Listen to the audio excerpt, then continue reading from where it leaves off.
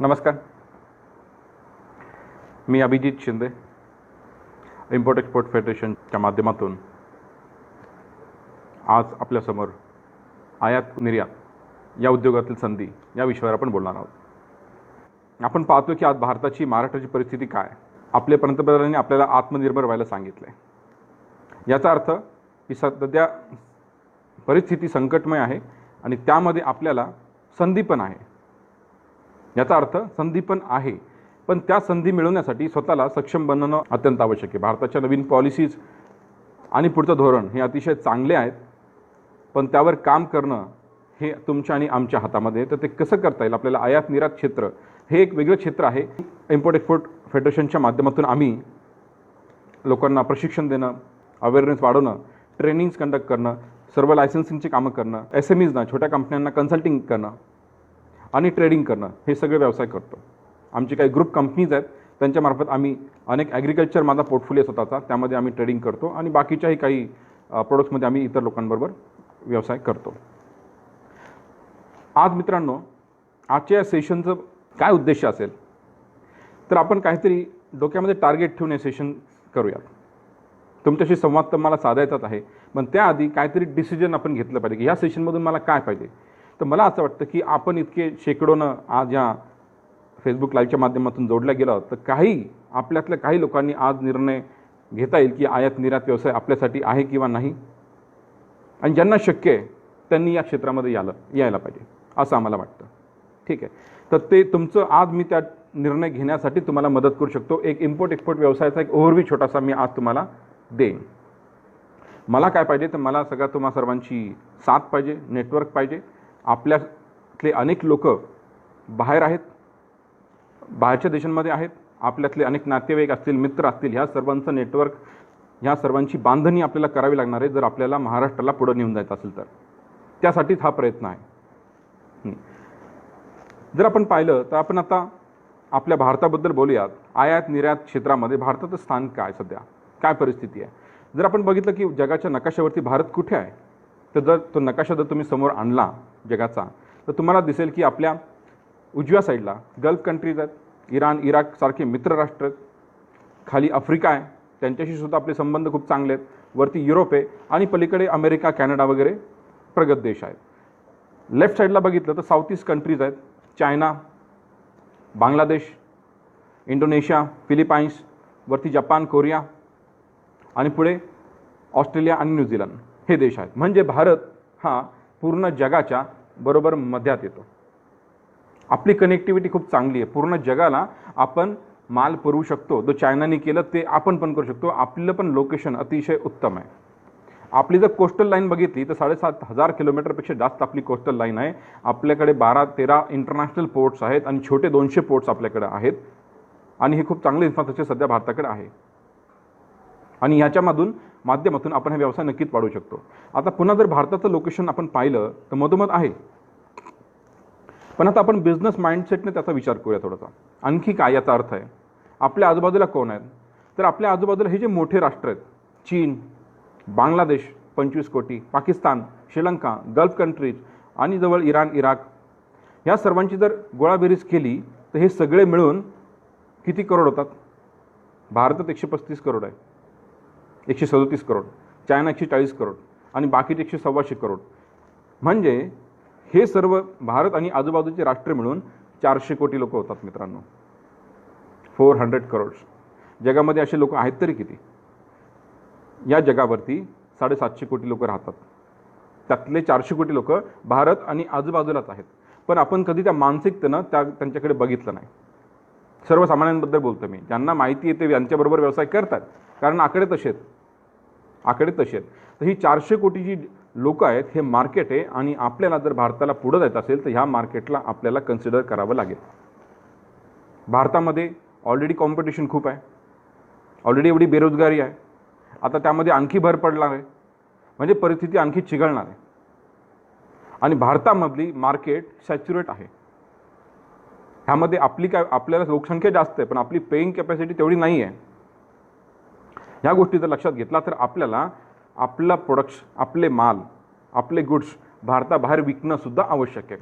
100% नाही, पण at least 20% of that has to be sold overseas. That is the next move India needs. आणि हीच आपल्या भारत सरकारची पण गरज आहे. कशी ती आपण पुढे पाहूया.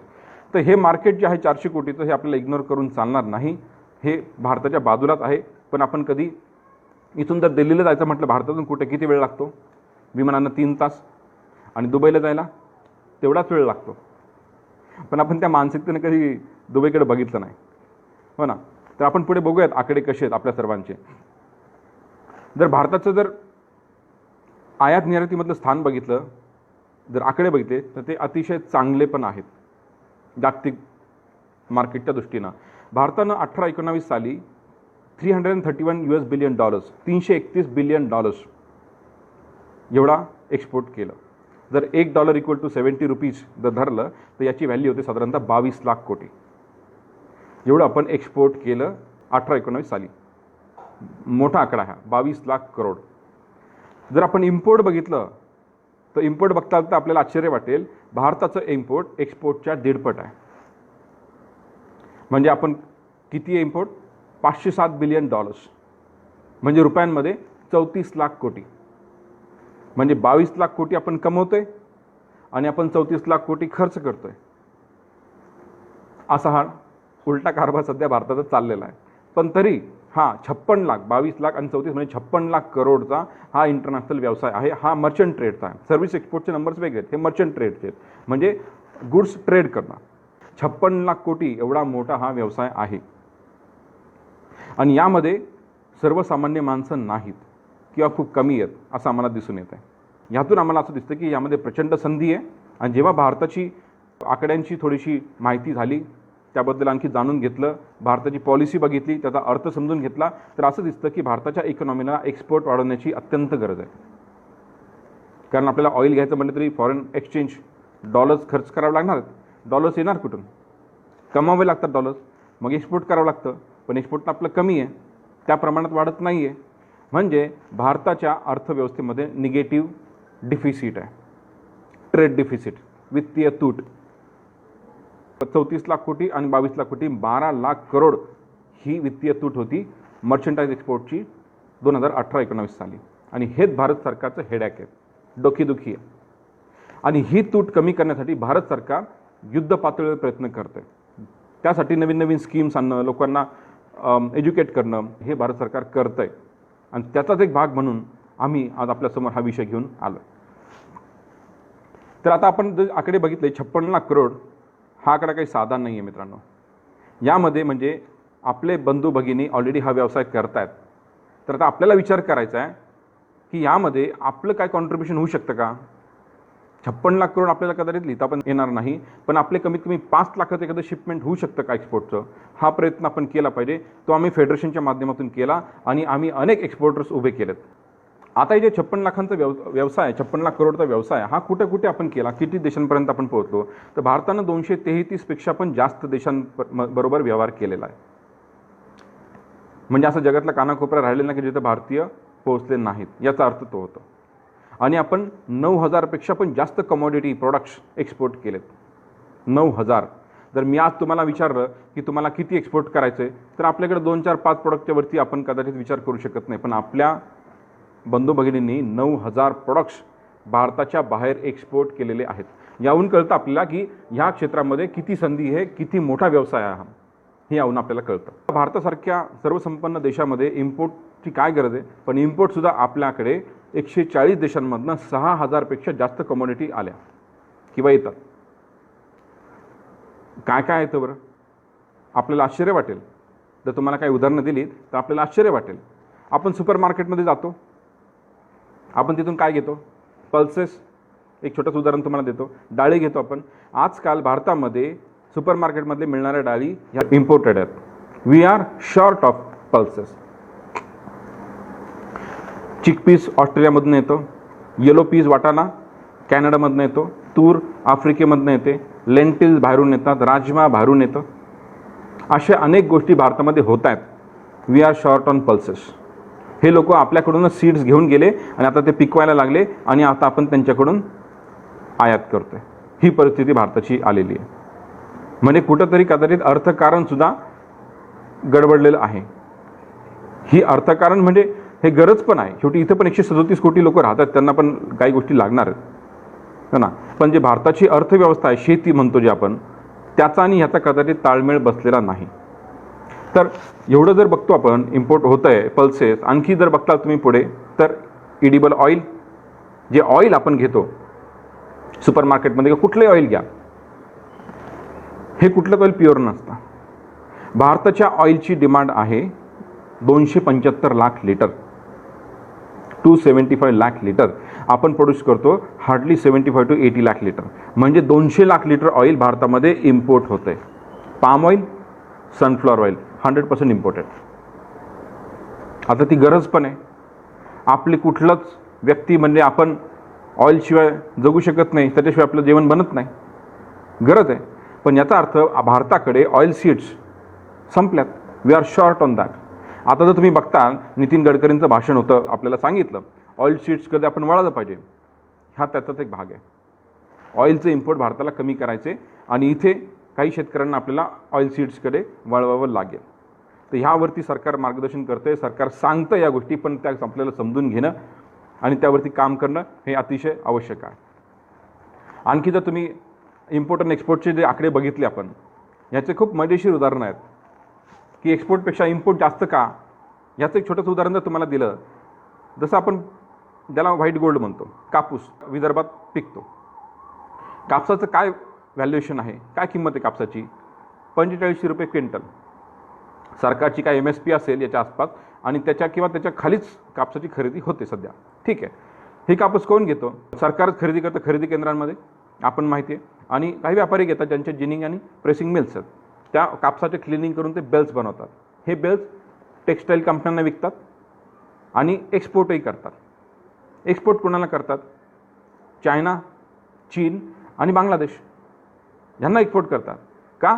तर ते त्यापासून ॲडव्हान्स फॅब्रिक तयार करतात आणि पुढे ब्रँडेड कपडे बनवतात आणि मग ते एक्सपोर्ट करतात अमेरिका आणि युरोपमध्ये. युरोपमध्ये राहिलो आहे, जेव्हा तिथे होतो सुपर मार्केटमध्ये एक मॉल्समध्ये जायचो, तेव्हा दिसायचं made in Bangladesh, made in Bangladesh, made in चीन, मेड इन चायना, आणि कधी कधी भारत. वाईट वाटायचं. म्हणजे बांगलादेशसारखा छोटासा देश जो आपला एकेकाळी भाग होता, तो सुद्धा टेक्स्टाईलमध्ये भारताच्या पुढे गेलेला आहे. दॅ मोर पॉप्युलर दॅन अस. ते त्यांचे टेक्स्टाईलचे आकडे आपल्यापेक्षा कितीतरी मोठे आहेत आणि आपण त्यांना एक्सपोर्ट करतो. म्हणजे ते व्हॅल्यू ॲडिशन करतात, पुढचं काम करतात आणि आपण त्या प्रमाणात करत नाही आहे. किंवा आपल्याकडे होतं आहे, पण हे कोण करते? तुम्हाला माहिती कोणते कापड चांगलं आहे भारतामध्ये? रेमंड, बिर्ला. म्हणजे हे मोठे नावं घेतल्याशिवाय आपल्याकडे बाकीचे मध्यमवर्गीय किंवा छोटे व्यावसायिकामध्ये नाहीच आहेत किंवा खूप कमी आहेत. त्यांच्यापर्यंत हे ज्ञान किंवा हे नॉलेज, हा बिझनेस पोहोचलाच नाही आहे. हे सगळे मोठे लोक याच्यामध्ये आहेत. तर आपल्या सर्वांना सुद्धा इकडे बघण्याची अत्यंत आवश्यकता आहे. टेक्स्टाईलचं मी मुद्दाम सांगितलं कारण आपलं सोलापूर, कोल्हापूर सुद्धा त्यामध्ये आहे. अत्यंत गरज आहे आणि संधीसुद्धा आहे. आत्तासुद्धा भारताचे टेक्स्टाईलचे नंबर्स पण चांगले आहेत, पण ते आणखी प्रचंड प्रमाणात वाढू शकतात असं आम्हाला वाटतं. अमेरिका सगळ्यात मोठा बायर आहे आपला टेक्स्टाईलचा, प्रीमियम मार्केट आहे शिवाय, है ना. बेडशीट्स, टॉवेल्स हे घेतात ते. तर ह्यासाठी ह्या उद्योगाकडे आपण बारकाईनं बघितलं पाहिजे, हा उद्योग समजून घेतला पाहिजे आणि ज्यांची क्षमता त्यांनी याच्यामध्ये आले पाहिजे. जर आपण बघितलं आता तर तुम्हाला सांगितलं भारताचे आकडे इम्पोर्ट एक्सपोर्टचे 22 लाख कोटी, 34 लाख कोटी, आणि आपण हे पण सांगितलं की भारताचं लोकेशन किती महत्त्वाचं आहे. आता बघूया ह्या लोकेशनचा आणि ह्या आकड्यांचा काय संबंध आहे. जर आपण एक्सपोर्टच्या बद्दल बघितलं तर 50% जास्त एक्सपोर्ट आपण गल्फ कंट्रीमध्ये किंवा एशियामध्येच केलं आहे. म्हणजे भारताच्या आजूबाजूच्यामध्ये 400 कोटी लोकांनाच केलं आहे. आणि इम्पोर्ट 60% जास्त इम्पोर्ट आपण ह्या एशियन कंट्रीमधूनच करतो.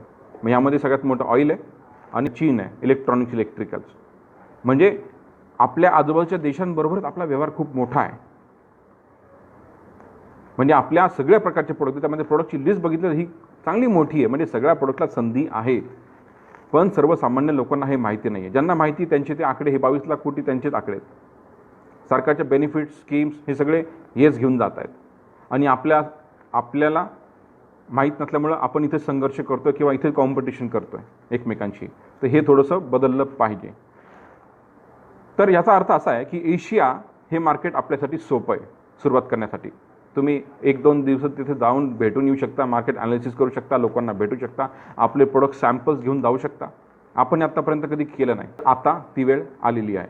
पुढे बघूया. आता ही जी ट्रेड डिफिसिट दिसते आपल्याला 12 लाख कोटीची जी वित्तीय तूट दिसते, ही कमी करण्यासाठी भारत सरकार युद्ध पातळीवर प्रयत्न करतं. सगळ्यात पहिले भारत सरकार काय करतं, तर इम्पोर्ट कमी करायचा प्रयत्न करतं. मग त्यावरती ड्युटी लावणार, टॅक्सेस लावणार आणि इम्पोर्टला कुठलाच फायनान्शियल सपोर्ट भारतामध्ये नाही. तुम्हाला व्यवसाय करायचा, तुम्ही तुमची इन्व्हेस्टमेंट करा आणि तुम्ही तुमचा व्यवसाय करा. There is no scheme for importers. ते थांबवू शकत नाही आपण, कारण ती भारताची गरज पण आहे आणि शिवाय सरकारला त्याचा रेव्हेन्यू पण मिळतोय. त्यामुळे सरकार म्हणणार तुम्ही इम्पोर्ट करा, पण सरकारला असं वाटतं की इम्पोर्ट कमी केलं पाहिजे. याचाच एक भाग म्हणून मेक इन इंडिया सुरू केलं. असे काही प्रोडक्ट शोधले त्यांनी सरकारनं की जे भारतात बनतच नाही, म्हणजे आपण ते फक्त इम्पोर्ट करतो, म्हणजे आपण त्यासाठी फॉरेन करन्सी स्पेंड करतो. मग ते जर वाचवायचे असेल फॉरेन करन्सी, तर ते भारताने ते प्रोडक्ट्स प्रोड्यूस केले पाहिजे. यालाच म्हणतात मेक इन इंडिया. मग भारत सरकार जर तुम्ही तसे प्रोडक्टला हात घातला तर सरकार तुम्हाला जमीन देतं, पैसे देतं, लँड देतं, टॅक्स हॉलिडेज देतं. हा मेक इन इंडियाचा भाग आहे, हो ना. दुसरं, आता डिफिसिट कमी करायचे म्हणजे मग एक्सपोर्ट वाढवलं पाहिजे. सरकार ओरडून सांगतंय, पॉलिसी करतं एक्सपोर्ट वाढवा, पण लोकांना माहिती नाही. तर मग सगळ्यात पहिले सरकार अवेअरनेस क्रिएट करतं. सरकारनं 35 एक्सपोर्ट प्रमोशन काउन्सिल स्थापन केले, प्रत्येक इंडस्ट्रीसाठी वेगळं. यांचं काम आहे की नवीन जनरेशनला, नवीन उद्योजकांना एक्सपोर्टचं नॉलेज देणं, त्यांना एक्सपोर्टसाठी उभं करणं, हे त्यांचं काम आहे. 35 एक्सपोर्ट प्रमोशन काउन्सिल्स यांना भारत सरकार पगार देतं का, यांनी आपल्याला शिकवावं आणि एक्सपोर्ट वाढवावा भारताचा म्हणून. अनेक स्कीम सरकार घेऊन आले. आपल्याला माहिती आहे भारतीयांची परिस्थिती, मानसिकता. नवीन व्यवसाय म्हणलं की सगळ्यात पहिल्या डोक्यामध्ये आपले काय येतं, आमच्याकडे पैसे नाही. घरी सगळं असेल आपल्या, पण तरी पण आपली ही मानसिकता. मग सरकार म्हणतं ठीक आहे बाबा, तुम्हाला जर एक्सपोर्टचं तुम्ही जर नॉलेज घेतलं, तुमच्याकडे जर ऑर्डर असेल तर we can fund that export order. म्हणजे एक्सपोर्ट बिझनेसमध्ये एक्सपोर्ट ऑर्डरच्या अगेन्स्ट फंडिंग होतं. काही फायनान्शियल स्कीम्स आहेत, त्यामधून आपल्याला फंडिंग मिळू शकतं. मग सरकार म्हणतं फंडिंग पण करणार आम्ही, तर उलटं ते सुद्धा आम्ही तुम्हाला कमी इंटरेस्ट रेटनं करू. का, तर तुम्ही भारत देशासाठी काम करता, तुम्ही फॉरेन करन्सी अर्न करता, तुम्ही डॉलर्स भारतामध्ये आणताय. तर मग भारत सरकार म्हणतं तुम्हाला आम्ही -5 इंटरेस्टनी तुम्हाला फंडिंग करू. जर कमर्शियल रेट बँकेचा 10% असेल तर -5 म्हणजे तुम्हाला 5% फंडिंग होऊ शकतं. सरकार पुढे म्हणतं तुम्हाला खूप भीती वाटते, नवीन बिझनेस सुरू करायचा आहे, रिस्क आहे, नको, काळजी करू नका. जर तुम्ही सिस्टम समजून घेतली, सगळे तुमचे डॉक्युमेंट बरोबर असतील, तुमचं शिपमेंट व्यवस्थित झालं आहे, तर ह्या बिझनेसला आम्ही तुम्हाला 100% सपोर्ट करतो, तुम्हाला इन्शुरन्स देतो. भारत सरकार स्वतः ह्या बिझनेससाठी इन्शुरन्स देतं आहे 100%. आणि आम्ही अशा आमच्या एका केसमध्ये फ्रॉड झाला असताना आम्ही भारत सरकारच्या कंपनीकडून इन्शुरन्स मिळवलेला आहे आमच्या असोसिएटसाठी. म्हणजे आम्ही हे स्वतः अनुभवलेलं आहे स्कीम, म्हणून आम्ही तुम्हाला तेवढं खात्रीशीर सांगू शकतो. सरकार म्हणतं बाबा तुम्ही एक्सपोर्ट करताय तर हे तुम्हाला बोनस घ्या, तुम्ही GST भरू नका, तुम्ही तुमच्यासाठी ठेवा बेनिफिट. का, तुम्ही फॉरेन करन्सी अर्न करताय. एक्सपोर्ट असा एकच बिझनेस आहे की ज्याच्यावरती GST नाही. त्या मालावरती, जो माल आपण घेतो, जो आपल्याला एक्सपोर्ट करायचा, त्याच्यावरती GST माफ. आणखी पुढे भारत सरकार म्हणतो एवढे सगळ्या योजना आणल्यानंतर सुद्धा तुम्ही एक्सपोर्ट करताय, हे घ्या तुम्हाला बोनस. तुमच्या खिशात पैसे टाकतं, तुम्हाला भारत सरकार सबसिडी इन्सेंटिव्ह देतं एक्सपोर्टसाठी. आता तुम्हाला माहिती आहे की ॲग्रिकल्चर आणि अशा कितीतरी इंडस्ट्रीज आहेत ज्याच्यावरती सगळ्यात जास्त लेबर आणि लोक अवलंबून आहेत. त्या इंडस्ट्रीच्या प्रोडक्टला भारत सरकार जास्त सबसिडी देतं. 2%, 3%, 5%, 7%, 10%. मित्रांनो, मागच्या वर्षी कांद्याची हालत काय होती आपल्याला माहिती आहे. 5 रुपये, 10 रुपये. महाराष्ट्रानं आंदोलन केलं, सरकारनं त्यानंतर कांद्याला सबसिडी दिली. किती, 10%. म्हणजे जर कांद्याचं तुम्ही 10 लाखाचं एक्सपोर्ट केलं तर 1 लाख रुपये सरकार तुमच्या खिशात घालायचं. आणि म्हणून कांदा परत 5 रुपयाहून 100 रुपये गेला होता. हे केवळ एक्सपोर्टमुळे शक्य झालं. म्हणजे बिझनेस एक्सपोर्ट वाढवण्यासाठी भारत सरकार तुम्हाला फंडिंग करते, कमी इंटरेस्ट रेटवरती, इन्शुरन्स देते, GST घेत नाही, वरती सबसिडी देते. आणखी काय करायला पाहिजे. आता या सगळ्या योजना समजून घेतल्या तर त्याचा लाभ घेता येईल. आता हे काम तुमचं आणि आमचं आहे, हे ऑलरेडी आहे. आणि ज्यांना हे समजले ह्यांचेच हे मोठे आकडे आहेत. 22 लाख कोटी हे त्यांचेच आकडे आहेत. भारतामध्ये 8,000पेक्षा जास्त कमोडिटीजला सबसिडी आहे. मग तुम्ही विचार करा की भारत सरकारचा प्रयत्न काय. हे आपल्याला माहीत नाही, हे आपलं दुर्दैव आहे आणि म्हणून आपल्याला ह्या व्यवसायामध्ये येता आलं नाही. तर आता वेळ आली आहे की आपण ह्या व्यवसायाबद्दल आणखी जास्त माहिती करून घेतली पाहिजे. तर एक्सपोर्टचे जे आकडे आहेत जागतिक त्यामध्ये बघितलं तर आपला नंबर 15वा आहे. आपल्या पुढे अमेरिका, चीन, युरोप असे मोठे मोठे, जपान मोठे मोठे इकॉनॉमी आहेत. त्यानंतर UAE आहे, सिंगापूर आहे, हाँगकाँग आहे, हे सुद्धा राष्ट्र आपल्या पुढे.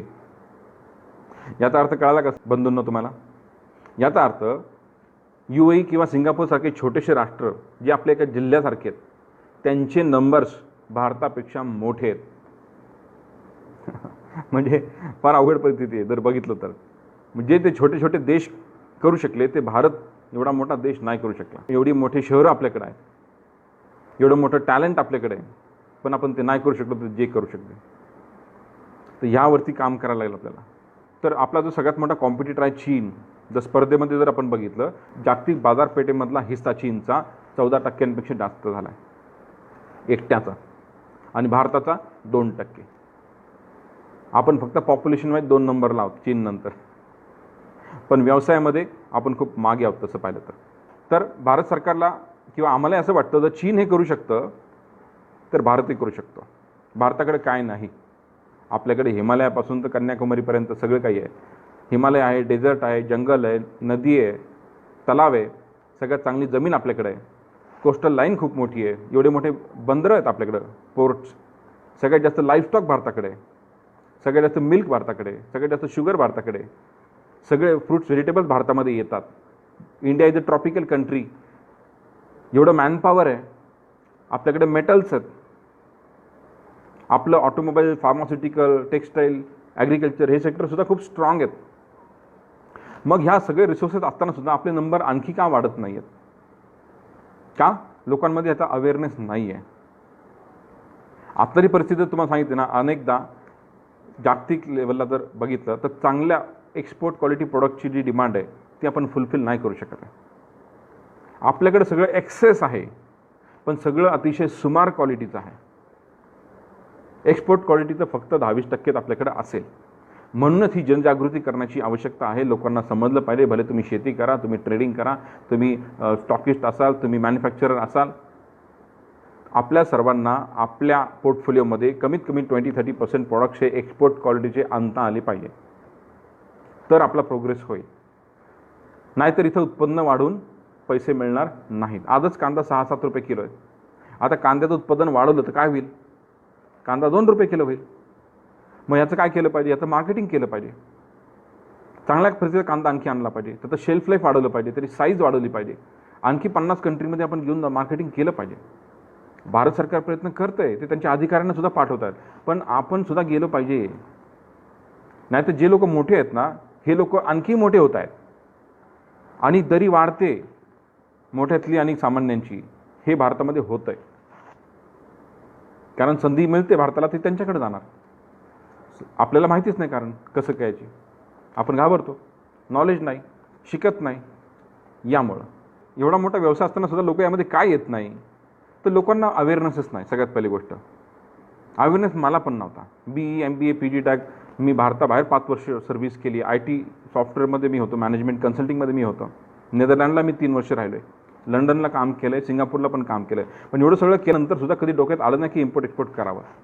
नॉलेजच नाही, अवेअरनेसच नाही. तसं एन्व्हायरमेंटच नाही. शिक्षकांनी सांगितलं नाही, मित्रांनी सांगितलं नाही, कोणी बिझनेसमॅननी सांगितलं नाही, कोणत्या नेत्यानं सुद्धा सांगितलं नाही. कसं कळणार आपल्याला?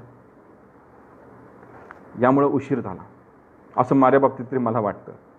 हो ना. पण मग मला जे समजतं, मी जे शिकतो, मला सवय की लोकांना शिकवण्याची. माझं पण सोशल पॉलिटिकल बॅकग्राऊंड आहे. लोकांना बरोबर घेऊन जाण्याचं माझा स्वभाव आहे. यासाठीच आम्ही इम्पोर्ट एक्सपोर्ट फेडरेशन ओपन करून या माध्यमातून लोकांना शिकवणं, लोकांना बरोबर घेऊन काम करणं याचा प्रयत्न करतो आहे. आणि अनेक लोकांना त्यामध्ये यश मिळालं आणि हेच आमचं यश आहे. तर लोकांना असं वाटतं की खूप कॉम्प्लिकेटेड आहे. बरोबर आहे. जी गोष्ट आपल्याला माहिती नाही तीच आपल्याला कॉम्प्लिकेटेड वाटते. 2 वर्षापूर्वी GST सुद्धा आंदोलन झालं होतं, GSTच्या विरोधात. पण आज बघता तर GSTनं लाईफ सोपं केलं आहे. सगळं काही ऑनलाईन, तुम्ही तुमचं टॅक्सेस भरू शकता, ट्रान्सपरंट आहे, सगळं काही दिसतं, लाईफ सोपं झालं आहे. तसंच ही सिस्टम जर तुम्ही समजून घेतली तर ही काय फार कॉम्प्लिकेटेड सिस्टम नाही.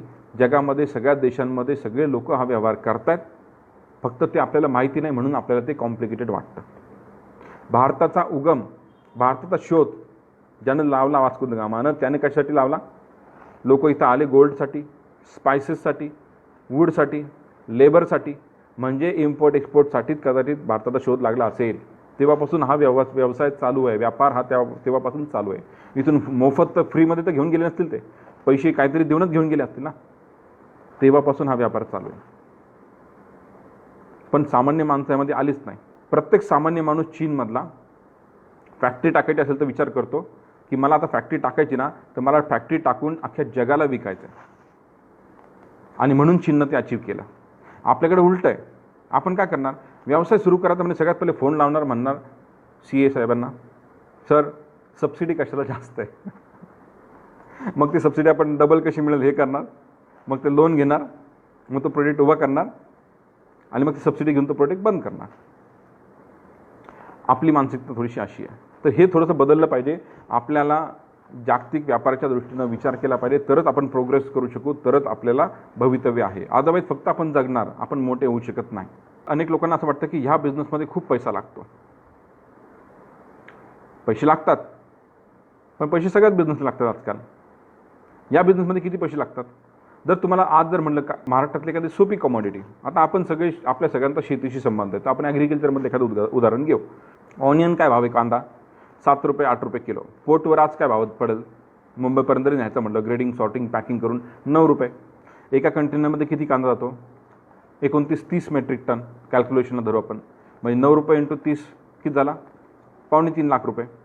आज दुबईला पाठवायचं भाडं किती आहे? कस्टम क्लिअरन्स आणि फ्रेट 2.5-2.25 लाख रुपये.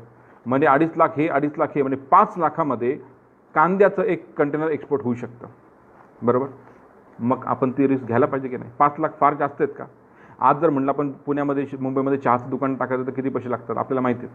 येवले साहेब किती फी घेतात? कुठले फ्रँचायझीचं दुकान घ्या तुम्ही, किती फी आहे बघतो आपण. येवल्यांची 11 लाख रुपये फी आहे आणि 11 लाख रुपये परत दुकान उभं करण्यासाठी, म्हणजे 22 लाख रुपये लागतात त्याला.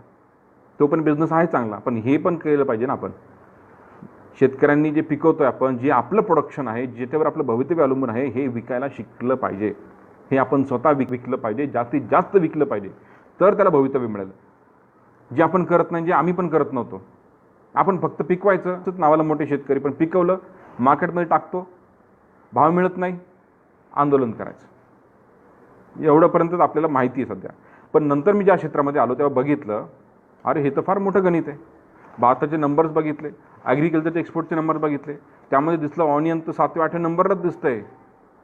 हे असं कसं झालं? 3,500 कोटी रुपये ऑनियनचे एक्सपोर्ट होतं आहे. ऑनियन आपल्याला माहिती, ऑनियन कुठे? महाराष्ट्रात येतो 1 नंबर भारतामध्ये. नाशिक, नगर, पुणे, सातारा, सांगली आणि सोलापूर या भागामधूनच ऑनियन एक्सपोर्ट होतं आहे. 2-2.5 हजार कोटी रुपयांचं ऑनियन इथून एक्सपोर्ट होतं आहे दरवर्षी. मग आपल्याला माहितीच नाही आणि आपण फक्त सगळ्यात मोठे शेतकरी. परत शेवटी वर सरकारनं कांद्याला सबसिडी दिली होती मागच्या वर्षीची 10 रुपये. याचं पण गणित बघा तुम्ही आता. याचं बेनिफिट कोणाला भेटलं? ह्या एक्सपोर्टर्सला भेटलं, ज्यांना ही सिस्टम माहिती आहे. ती शेतकऱ्यांना 5 रुपयेच भाव भेटला. हे दुर्दैव आहे. हे आपलं अज्ञानामुळं होतं आहे मित्रांनो. आता आम्ही मागच्या 4-3 महिन्यापूर्वी DGFT director general of foreign trade यांच्याबरोबर एक प्रोग्राम केला होता. आता नवीन भारताची पॉलिसी बनत होती. पंचवार्षिक प्लॅन भारतात असतो. 2020 ते 2025 नवीन फॉरेन ट्रेड पॉलिसी भारताची येणार होती. आता ती एक्सटेंड केली 1 वर्षांनी जुनी पॉलिसी. पण त्यावेळेस मिनिस्ट्रीनं सांगितलं DGFTला की एक्सपोर्टरचे प्रॉब्लेम्स शोधून आणा. मग त्यांनी आम्हाला विचारलं की छोट्या एक्सपोर्टरचे प्रॉब्लेम्स काय? कारण त्यांच्यापर्यंत छोटे एक्सपोर्टर पोहोचतच नाही सरकारी अधिकाऱ्यापर्यंत. त्यांच्याकडे मोठे मोठे एक्सपोर्टर जातात. छोटे एक्सपोर्टर आमच्याकडे येतात, आमचं कंटेनर अटकलं, हे लायसन्स भेटत नाही, ते लायसन्स भेटत नाही, असं झालं तसं झालं, काहीतरी करा, फ्रॉड झाला. त्यांनी आम्हाला विचारलं छोट्या एक्सपोर्टरचे प्रॉब्लेम्स काय? मग आम्ही प्रोग्राम अरेंज केला, 200 लोक बोलवले. मग पाडा वाचला सगळा. एका तासाने ना ते डायरेक्टर साहेब निघून गेले. एवढे प्रश्न त्यांच्यासमोर मांडले. तिथं आम्ही डिमांड केलं त्यांना, जर एक्सपोर्टरला सबसिडी मिळते आहे तर शेतकऱ्याला सुद्धा सबसिडी मिळाली पाहिजे, तर तो निर्यातक्षम पिकवेल. हे आम्ही त्यांच्यासमोर मांडलं. बरोबर ना. आज आपल्याकडे डाळिंबाची रिक्वायरमेंट आहे, डाळिंबच नाही एक्सपोर्ट क्वालिटीचं, का कसं करणार आपण?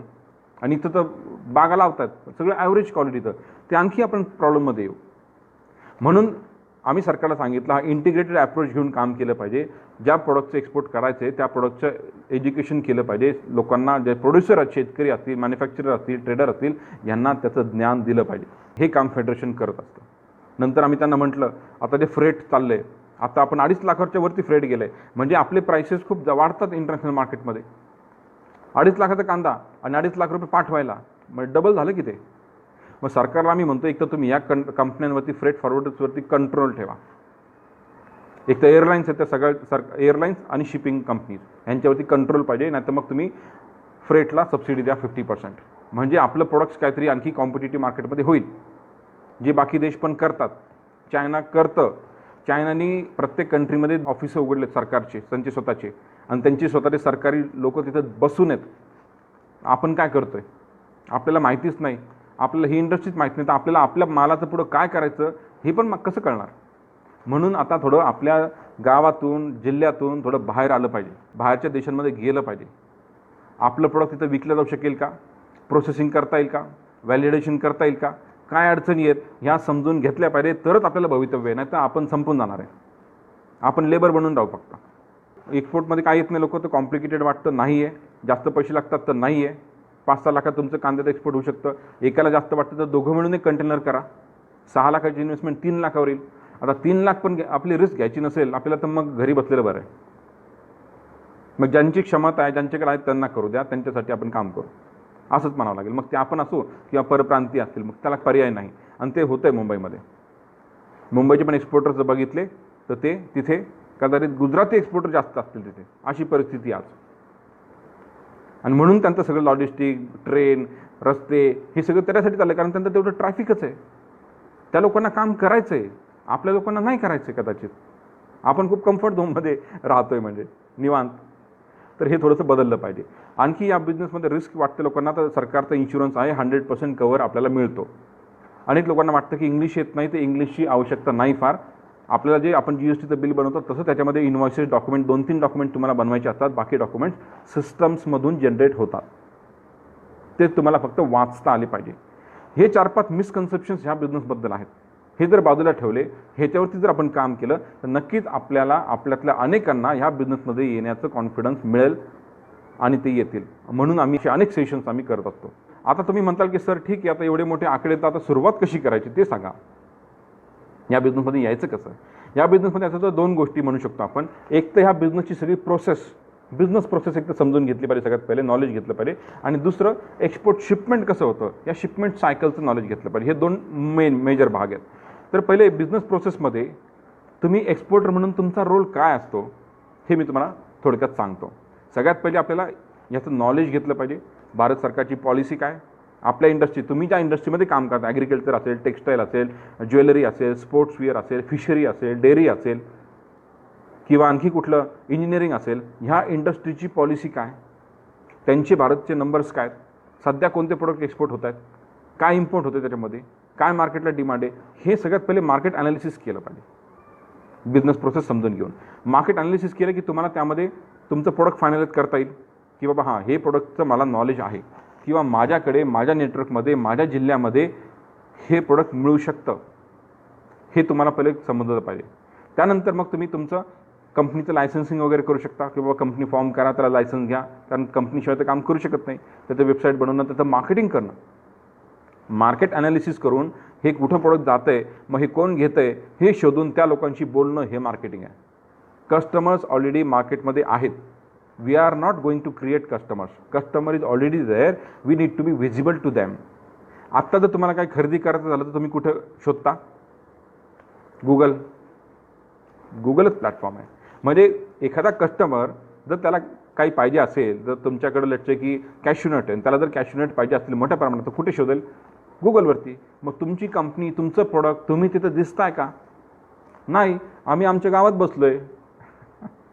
मग आपल्याला बाहेर पडावं लागेल मित्रांनो. हा व्यवसाय समजून घ्यायला लागेल. आपल्याला आपलं मार्केटिंग करणं, आपलं प्रेझेंटेशन करणं, सॅम्पलिंग करणं, हॅमर करणं जगाला की आमच्याकडे हे आहे, हे घ्या. त्यांच्यापर्यंत आपलं प्रोडक्ट घेऊन जाणं ही आपली जबाबदारी. ते आपल्या घरी येणार नाहीत. आपल्याकडे क्षमता आहे, प्रोडक्ट्स आहे, पण आपण त्याच्यामध्ये खूप कमी पडतोय ह्या मार्केटिंगमध्ये. त्याच्यावरती काम करणं अत्यंत आवश्यक आहे महाराष्ट्राला. ठीक आहे, तर हे बिझनेस प्रोसेस समजून घेतली, कंपनी फॉर्म केली, प्रोडक्ट आयडेंटिफाय केलं, मार्केट ॲनालिसिस केलं, मार्केट समजून घेतलं, मग कस्टमर शोधले, मग कस्टमरबरोबर एंगेजमेंट सुरू केली, प्रपोजल्स दिले, सॅम्पल्स दिले, निगोशिएशन केलं, पेमेंट टर्म्समध्ये, डिलिव्हरी टर्म्समध्ये, पॅकेजिंगमध्ये, क्रेडिट पिरियडमध्ये, किती उधार देणार, किती उधारीवर पण चालतो व्यवसाय भरपूर. ह्या सगळ्या गोष्टी, टर्म्स कंडिशन समजून घेतल्या पाहिजे. कॉन्ट्रॅक्ट सिक्युअरली कसं साईन करायचं हे समजून घेतलं पाहिजे. कॉन्ट्रॅक्ट साईन झालं, पर्चेस ऑर्डर मिळाली, इन्शुरन्सेस घेतले, ॲडव्हान्स मिळाला, काम सुरू केलं. मग प्रोडक्शन केलं किंवा प्रोक्युरमेंट केलं, ग्रेडिंग, सॉर्टिंग, पॅकिंग केलं, मग पोर्टवरती नेलं माल. पोर्टच्या पहिले काय असतं, कंटेनर फ्रेट स्टेशन किंवा कंटेनर यार्ड. तिथे हजारो लाखो कंटेनर ठेवलेले आहेत. जेव्हा आपण एखादी ऑर्डर बुक करतो तेव्हा CA आपला जो एजंट असतो तो आपल्यासाठी तिथे कंटेनर बुक करतो. आपलं प्रोडक्ट आहे, आपण तिथे नेतो, तिथे कस्टम ऑफिसर असतो, तो स्वतः इन्स्पेक्शन करतो, आपले लायसन्सेस चेक करतो आणि आपलं कस्टम क्लिअरन्स करून परमिशन देतो. म्हणजे मग आपलं कस्टम क्लिअरन्स होऊन आपला माल कंटेनर आपल्या शिपवरती ठेवलं जातं, ज्या देशाला पाठवतं त्या देशाच्या वेसलवरती, आणि मग ते वेसल सेल होतं. आणि अशा तऱ्हेने कंटेनर दुसऱ्या देशाला जातं, रिसिप्ट मिळतात. हे रिसिप्ट एक्सपोर्टरकडे येतात, एक्सपोर्टरने सगळं बघायचं, त्यातले कमर्शियल डॉक्युमेंट्स असतात ते आपल्याला इम्पोर्टरला पाठवायचे असतात आपल्या बँके थ्रू. तुम्ही तुमच्या बँकेत देणार डॉक्युमेंट, तुमची बँक डॉक्युमेंट स्क्रीन करणार आणि ते इम्पोर्टरच्या बँकला देणार. इम्पोर्टरची बँक इम्पोर्टरला फोन करणार की बाबा तुझे डॉक्युमेंट्स आलेले आहेत, तुझं $10,000 बिल आहे, तू डॉलर्स एवढे पे कर आणि डॉक्युमेंट घेऊन जा.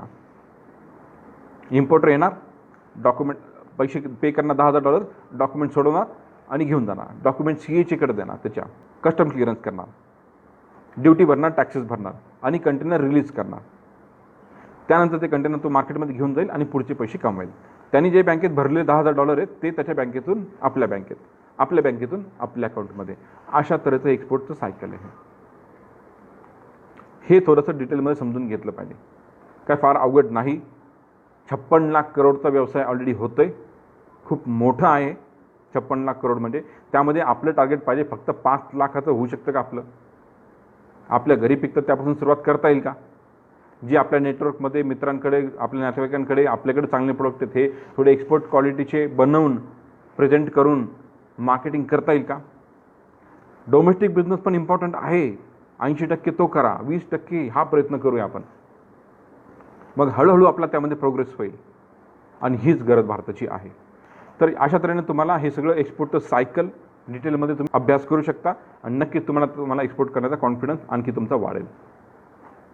यानंतर जर पुढं बघितलं आपण भारताचे नंबर्सकडे आता आपण वळू. आपण बघितलं की एक्सपोर्ट कसं होतं थोडक्यामध्ये. एक्सपोर्ट भारताचे टॉपचे सेक्टर्स बघितले, कशामध्ये संधी आहे. तुम्ही विचारताल सर आता ठीक आहे आम्हाला आता एक्सपोर्ट करायचं आहे, आता मला सांगा संधी कशामध्ये. मी तुम्हाला सांगतो भारताचे आकडे कसे आहेत. तर भारताचे जर आकडे बघितले आपण तर सगळ्यात मोठं क्षेत्र आहे आपलं किंवा मर्चंडाइज एक्सपोर्टचे आहे ते $331 बिलियन आणि इम्पोर्ट आहे $507 बिलियन. त्यामध्ये अल्फाबेटिकली किंवा मोठे सेक्टर सांगतो मी तुम्हाला. सगळ्यात मोठं आहे इंजिनिअरिंग $80 बिलियन. आता तुम्ही प्रत्येक बिलियन डॉलरला 7,000 करोडनी मल्टिप्लाय करा. 8×56 म्हणजे 5.6 लाख करोड. त्यानंतर 2 नंबरला आहे आपलं केमिकल्स, पेट्रोलियम्स 2 नंबरला आहे. आपल्याला वाटतं फक्त पेट्रोलमुळे खूप जास्त, असं काही नाही. पेट्रोलचा जास्त काही भाग नाही आहे. रॉ मटेरियल, प्लास्टिक हे ह्याचा पण खूप मोठा भाग आहे ना. तर त्यामुळे सेकंड नंबरला आपला आहे $54 बिलियन केमिकल्स. 3 नंबरला आहे जेम्स अँड ज्वेलरी $40 बिलियन. ॲग्रिकल्चरपेक्षा डायमंड महत्त्वाचे भारतासाठी. मित्रांनो आता तुम्हाला माहिती आहे डायमंड अँड ज्वेलरी कोण बनवतं, कोणतं राज्य बनवतं. आणि पूर्ण भारत जो ॲग्रिकल्चर करतो त्याचे नंबर 4 नंबरवरती आहेत. $38 billion. $80 billion engineering, $53 billion chemicals, $40 billion James and jewellery, $38 billion agriculture. त्यानंतर टेक्स्टाईल $38 बिलियन. त्यानंतर आपलं आहे फार्मास्युटिकल $20 बिलियन. त्यानंतर इलेक्ट्रॉनिक्स, त्यानंतर मरीन प्रोडक्ट्स आणि मग शेवटी येतं लेदर इंडस्ट्री. हे भारताचे टॉपचे 9 सेक्टर आहेत आणि ह्या सेक्टरचे नंबर खूप चांगले आहेत. पण असं वाटतं आम्हाला की याच्यामध्ये आणखी ग्रोथ होण्याचे खूप पोटेन्शियल आहे. एवढं आपण अचीव करू शकतो तर आपण आणखी बरंच काय अचीव करू शकतो. त्यासाठी आपल्याला आणखी नवीन कंट्रीमध्ये गेलं पाहिजे, आणखी मार्केटिंग वाढवलं पाहिजे, आणखी क्वालिटी प्रोडक्शन केलं पाहिजे, आणखी प्राइसेस आपले कमी केले पाहिजे, इफिशियन्सी वाढवून. भारताचा प्रॉब्लेम इफिशियन्सीचा आहे. ॲग्रिकल्चरमध्ये आपण पाहतो, आपण कितीतरी साखर कारखाने, आपलं कोऑपरेटिव्ह मुवमेंट होती, एवढे साखर कारखाने आपण उभे केले. भारताचे लार्जेस्ट प्रोड्युसर आहे भारतात साखरेचा. आपल्या साखरेची MSP आहे 32 रुपये. इंटरनॅशनल मार्केटमध्ये साखर मिळते 20 रुपये. मग कसं कम्पीट करणार आपण? आपली इफिशियन्सीच नाही. आपल्याकडे एक्सेस आहे, जास्त आहे, पण ते किंमत त्याची कमी नाही आपल्याकडे. म्हणजे आपली प्रोडक्टिव्हिटी कमी आहे, पुअर आहे फार. मिल्कचं पण तसं, डेअरीचं आपल्या गाई 10 लिटर दूध ॲव्हरेज देतात, तर फॉरेनच्या गाई 20 लिटर देतात. म्हणजे त्यांची इफिशियन्सी आपल्या डबल आहे. मग त्यांचं दूध आपल्यापेक्षा निम्म स्वस्त असणार आहे, बरोबर की नाही? हा भाग समजून घेतला पाहिजे आपल्याला. म्हणून आपण जागतिक कॉम्पिटिशनमध्ये खूप मागं पडतो. इफिशियन्सी आपली कमी आहे, आपली क्वालिटी पण कमी आहे, पुअर. त्यामुळं आपल्या मालाला मार्केट मिळत नाही, भाव मिळत नाही. आणि सरकार देऊन किती सबसिडी देणार? आता साखरेवरती ठीक आहे, राजकारण आहे म्हणून साखरेला सबसिडी मिळते, बाकी प्रोडक्ट्स नाही मिळत त्या प्रमाणात सपोर्ट. मग आता कॅशनटचं काय होतं बघा तुम्ही. कोकणामधले कितीतरी लोक खूप स्ट्रगल करतात कोकणामध्ये. कॅशनट खूप मोठी इंडस्ट्री आहे, पण त्याला सपोर्ट नाही मिळत आहे म्हणावं त्याचा. ठीक आहे, तर भारताचे हे 9 मेजर सेक्टर्स आहेत. जर महाराष्ट्राच्या दृष्टीनं पाहिलं तर महाराष्ट्र एक सगळ्यात प्रोग्रेसिव्ह राज्य आहे. भारतातलं सगळ्यात मोठा वाटा आपलाच आहे. भारताची लोकसंख्या 137 कोटी आहे, महाराष्ट्राची 12 कोटी 22 लाख आहे. अख्ख्या भारतामध्ये 9 लाख एक्सपोर्टर आहेत, त्यातले 97,000 ॲक्टिव्ह एक्सपोर्टर महाराष्ट्रामध्ये आहेत. अख्ख्या भारतामध्ये स्टार एक्सपोर्टर जे 25 कोटीच्या पुढे सपोज स्टार एक्सपोर्टर मिळतात. एक्सपोर्टरला रेटिंग मिळतं 1 star, 2 star, 3 star, 4 star, 5 star, असे 10,000 एक्सपोर्टर भारतामध्ये आहेत. त्यातले 3,000 30% एक्सपोर्टर महाराष्ट्रात आहेत एकट्या. म्हणजे एकट्या मुंबईत आहेत. मुंबईत एवढं पोटेन्शियल त्या मुंबईमध्ये आहे. आपण त्याच्यापासून 200 किलोमीटरवरती बसलेलं आहे. भारताच्या 25% बिझनेस मुंबई करतं. 22 लाख कोटीच्या 25% बिझनेस मुंबई करतं व्हॅल्यूच्या. जर कंटेनरचं जर कॅल्क्युलेशन केलं, कंटेनर त्याला म्हणतात 20 फीट इक्विव्हॅलंट, आणि कंटेनरचं एक मोजमाप असतं कोणत्या पोर्टहून किती एक्सपोर्ट झालं कंटेनर्स. त्याचं 60% 55 to 60% व्हॉल्यूम एकटं मुंबई हँडल करतं. मित्रांनो, मुंबईचं काय व्हॉल्यूम आहे माहिती तुम्हाला? 14,000 container per day. 14,000 container per day एकटं मुंबई हँडल करतं. आणि आता त्यामध्ये आणखी भर पडणार आहे. आत्ता आपल्या मागच्या 2 महिन्यापूर्वी पंतप्रधानांनी मुंबईला एका नव्या पोर्टचं उद्घाटन केलं. तिथे मोठे शिप ज्याच्यावरती 25,000 कंटेनर असतात ते शिप तिथे येऊ शकतात. आणि जर ते झालं तर इन्फ्रास्ट्रक्चर किती लागेल, किती व्यवसाय होईल याचा विचार करा. आपण नाही केला तर बाहेरचे लोक येणार आहेत आणि येत आहेत. आपण त्यांना थांबवू शकत नाही. आपण फक्त नुसतं मुंबई आमची म्हणून उपयोगच नाही हो. काम केलं पाहिजे ना ते. आपल्याला येत नाही, मग आता त्यांचं प्राबल्य झालं आहे तिथे. त्यांचे नंबर्स जास्त आहेत मोठे याच्यामध्ये. जर महाराष्ट्राचे जे नंबर्स आहेत जे मी तुम्हाला सांगितले 25%, यातले जर टॉपचे 2 सेक्टर्स बघितले तर कोणते आहेत? केमिकल्स, रिफायनरी माहिती आपल्याला कोणाची आहे, आणि दुसरं डायमंड आहे. जर हे 2 जर सेक्टर बाजूला काढले तर महाराष्ट्राचे नंबर नाव घ्यावे असे नाहीत. म्हणजे आपण फक्तच नावाला आकडेवारी बघतोय, तशी महाराष्ट्राची चांगली दिसते. रेव्हेन्यू मिळतो सरकारला, एक्सपोर्ट इम्पोर्ट होते, म्हणजे महाराष्ट्र सरकारला रेव्हेन्यू मिळतोय, पण सर्वसामान्य लोक त्यामध्ये इन्व्हॉल्व आहेत का? त्या प्रमाणात नाही आहेत. मग इथं आपण मागं पडतोय. आणि ह्यामध्ये दुसरे राज्य आपल्या पुढे चालले आहेत. गुजरात खूप प्रोग्रेस केला आहे ॲग्रिकल्चर इंडस्ट्रीमध्ये, फूड प्रोसेसिंगमध्ये, ह्याच्यामध्ये त्यांनी प्रचंड प्रोग्रेस केला आहे. आमचे कितीतरी प्रोक्युरमेंट आम्हाला गुजरातमधून करावं लागतं, हो ना, कारण तिथे प्रोडक्टिव्हिटी आहे, प्राइसेस चांगल्या आहेत, त्यांना ते मार्केट समजलं आहे. आपल्याकडं नाही अजून. होतं आहे म्हणजे, पण त्या प्रमाणात नाही. जॅगरी तुम्ही म्हणता, जॅगरी गुळ आपल्याकडून होतो मार्केट, पण त्यांची प्राइसिंग आपल्यापेक्षा बेटर आहेत. आता जर आपण बघितलं तर मुंबईतून काय काय जातं, हो ना, तर मुंबईतून जर बघितलं तुम्ही मुंबईतून काय काय जातं, तर मुंबईतून मागच्या वर्षी गेले गारमेंट्स, निटेड गारमेंट म्हणजे हातानं विणलेले कपडे मुंबईतून एक्सपोर्ट झाले. त्यानंतर मुंबईतून गेले cotton shirts, sports where, carpet, home textile. हे सगळे मी नंबर्स काढलेत, ज्या भारत सरकारचे जे नंबर्स आहेत त्याच्यातून मी तुम्हाला सांगतो की मुंबई पोर्टवरनं ह्या गोष्टी गेल्या. त्यानंतर embroidery equipments, frozen meat, goat meat, beef, प्रचंड मोठं मार्केट आहे. त्यानंतर pharmaceuticals, engineering, chemicals, agriculture, process food, marine product, fishery, हे प्रोडक्ट्स आहेत किंवा कॅटेगरीज आहेत. ह्यामध्ये खूप चांगलं एक्सपोर्ट्स मुंबईतून होत आहे. आता तुम्ही बघा की यामध्ये आपल्या इंडस्ट्रीत आहे का? ॲग्रिकल्चर तर आपलं सगळ्यांचंच ॲग्रिकल्चरची नातं आहे, ते तर आहेच, पण बाकीची इंडस्ट्री पण भरपूर आहेत. आणि इम्पोर्ट काय झालं, इम्पोर्ट पण सध्या मोठा व्यवसाय आहे. भारतामध्ये जर बघताल तर सध्या एक्सपोर्टपेक्षा इम्पोर्ट 1.5 आहे मोठा. तुम्ही बघताल तर ड्रायफ्रूट बाहेरून येतात, आपण जे ऑइल खातो बाहेरून येतं, पल्सेस बाहेरून येतात. आपण जे कॉटनचं उदाहरण घेतलं, कॉटनचं ते सुद्धा बाहेरून येते. कॉटनचं जर तुम्हाला उदाहरण सांगितलं ना मी, कॉटन आपण एक्सपोर्ट करतो 45 रुपये किलोनी आपला कापूस आहे. बांगलादेश आणि चीनला एक्सपोर्ट करतो. ते काय करतात, फॅब्रिक बनवतात, त्याचे ब्रँडेड टी शर्ट बनवतात. आपण ते टी शर्ट इम्पोर्ट करतो. एका टी शर्टचं वजन किती असतं आणि प्राईस किती असते? प्राईस 1000 रुपये धरू आपण ब्रँडेड टी शर्टची, वजन 250 ग्रॅम, म्हणजे किती झालं ते 4000 रुपये किलो. म्हणजे आपला कापूस 45ने एक्सपोर्ट करायचा आणि शर्ट 4000 रुपये किलोनं इम्पोर्ट करून घालायचा. असा कारभार आपला चाललेला आहे. का? आपल्याला व्हॅल्युएशन करायचं माहीत नाही. आपण खूप आळशी झालो आहे. आपण खूप कम्फर्ट झोनमध्ये चाललो आहे. ना बरं चाललं आहे आपलं, भाजी भाकरी बरं चाललं आहे, सगळं मिळतं आहे आपल्याला सरकारकडून बेनिफिट्स.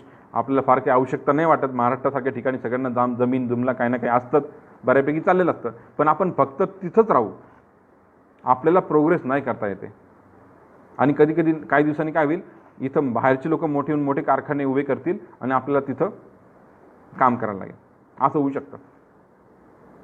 ठीक आहे. तर मुंबईतून बाहेरून काय काय आलं, केमिकल्स आले, मशिनरी आले, प्लास्टिक, इलेक्ट्रिकल इक्विपमेंट. आपल्याला माहिती आहे मोबाईल, इलेक्ट्रिकल सगळं चायना इकडून येतं. ॲल्युमिनियम, मेटल एक मोठा इंडस्ट्री आहे, मेटल स्क्रॅप बाहेरून खूप इम्पोर्ट होतं.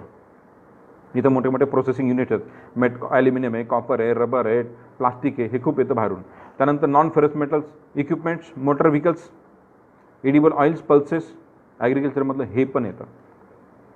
तर म्हणजे ह्या सगळ्या गोष्टी आपल्या दैनंदिन गरजेच्या आहेत. ह्या सगळ्या इम्पोर्ट आणि एक्सपोर्ट होत आहेत आणि ह्याच्यामध्ये खूप मोठी इकॉनॉमी आहे, खूप मोठं व्हॉल्यूम आहे.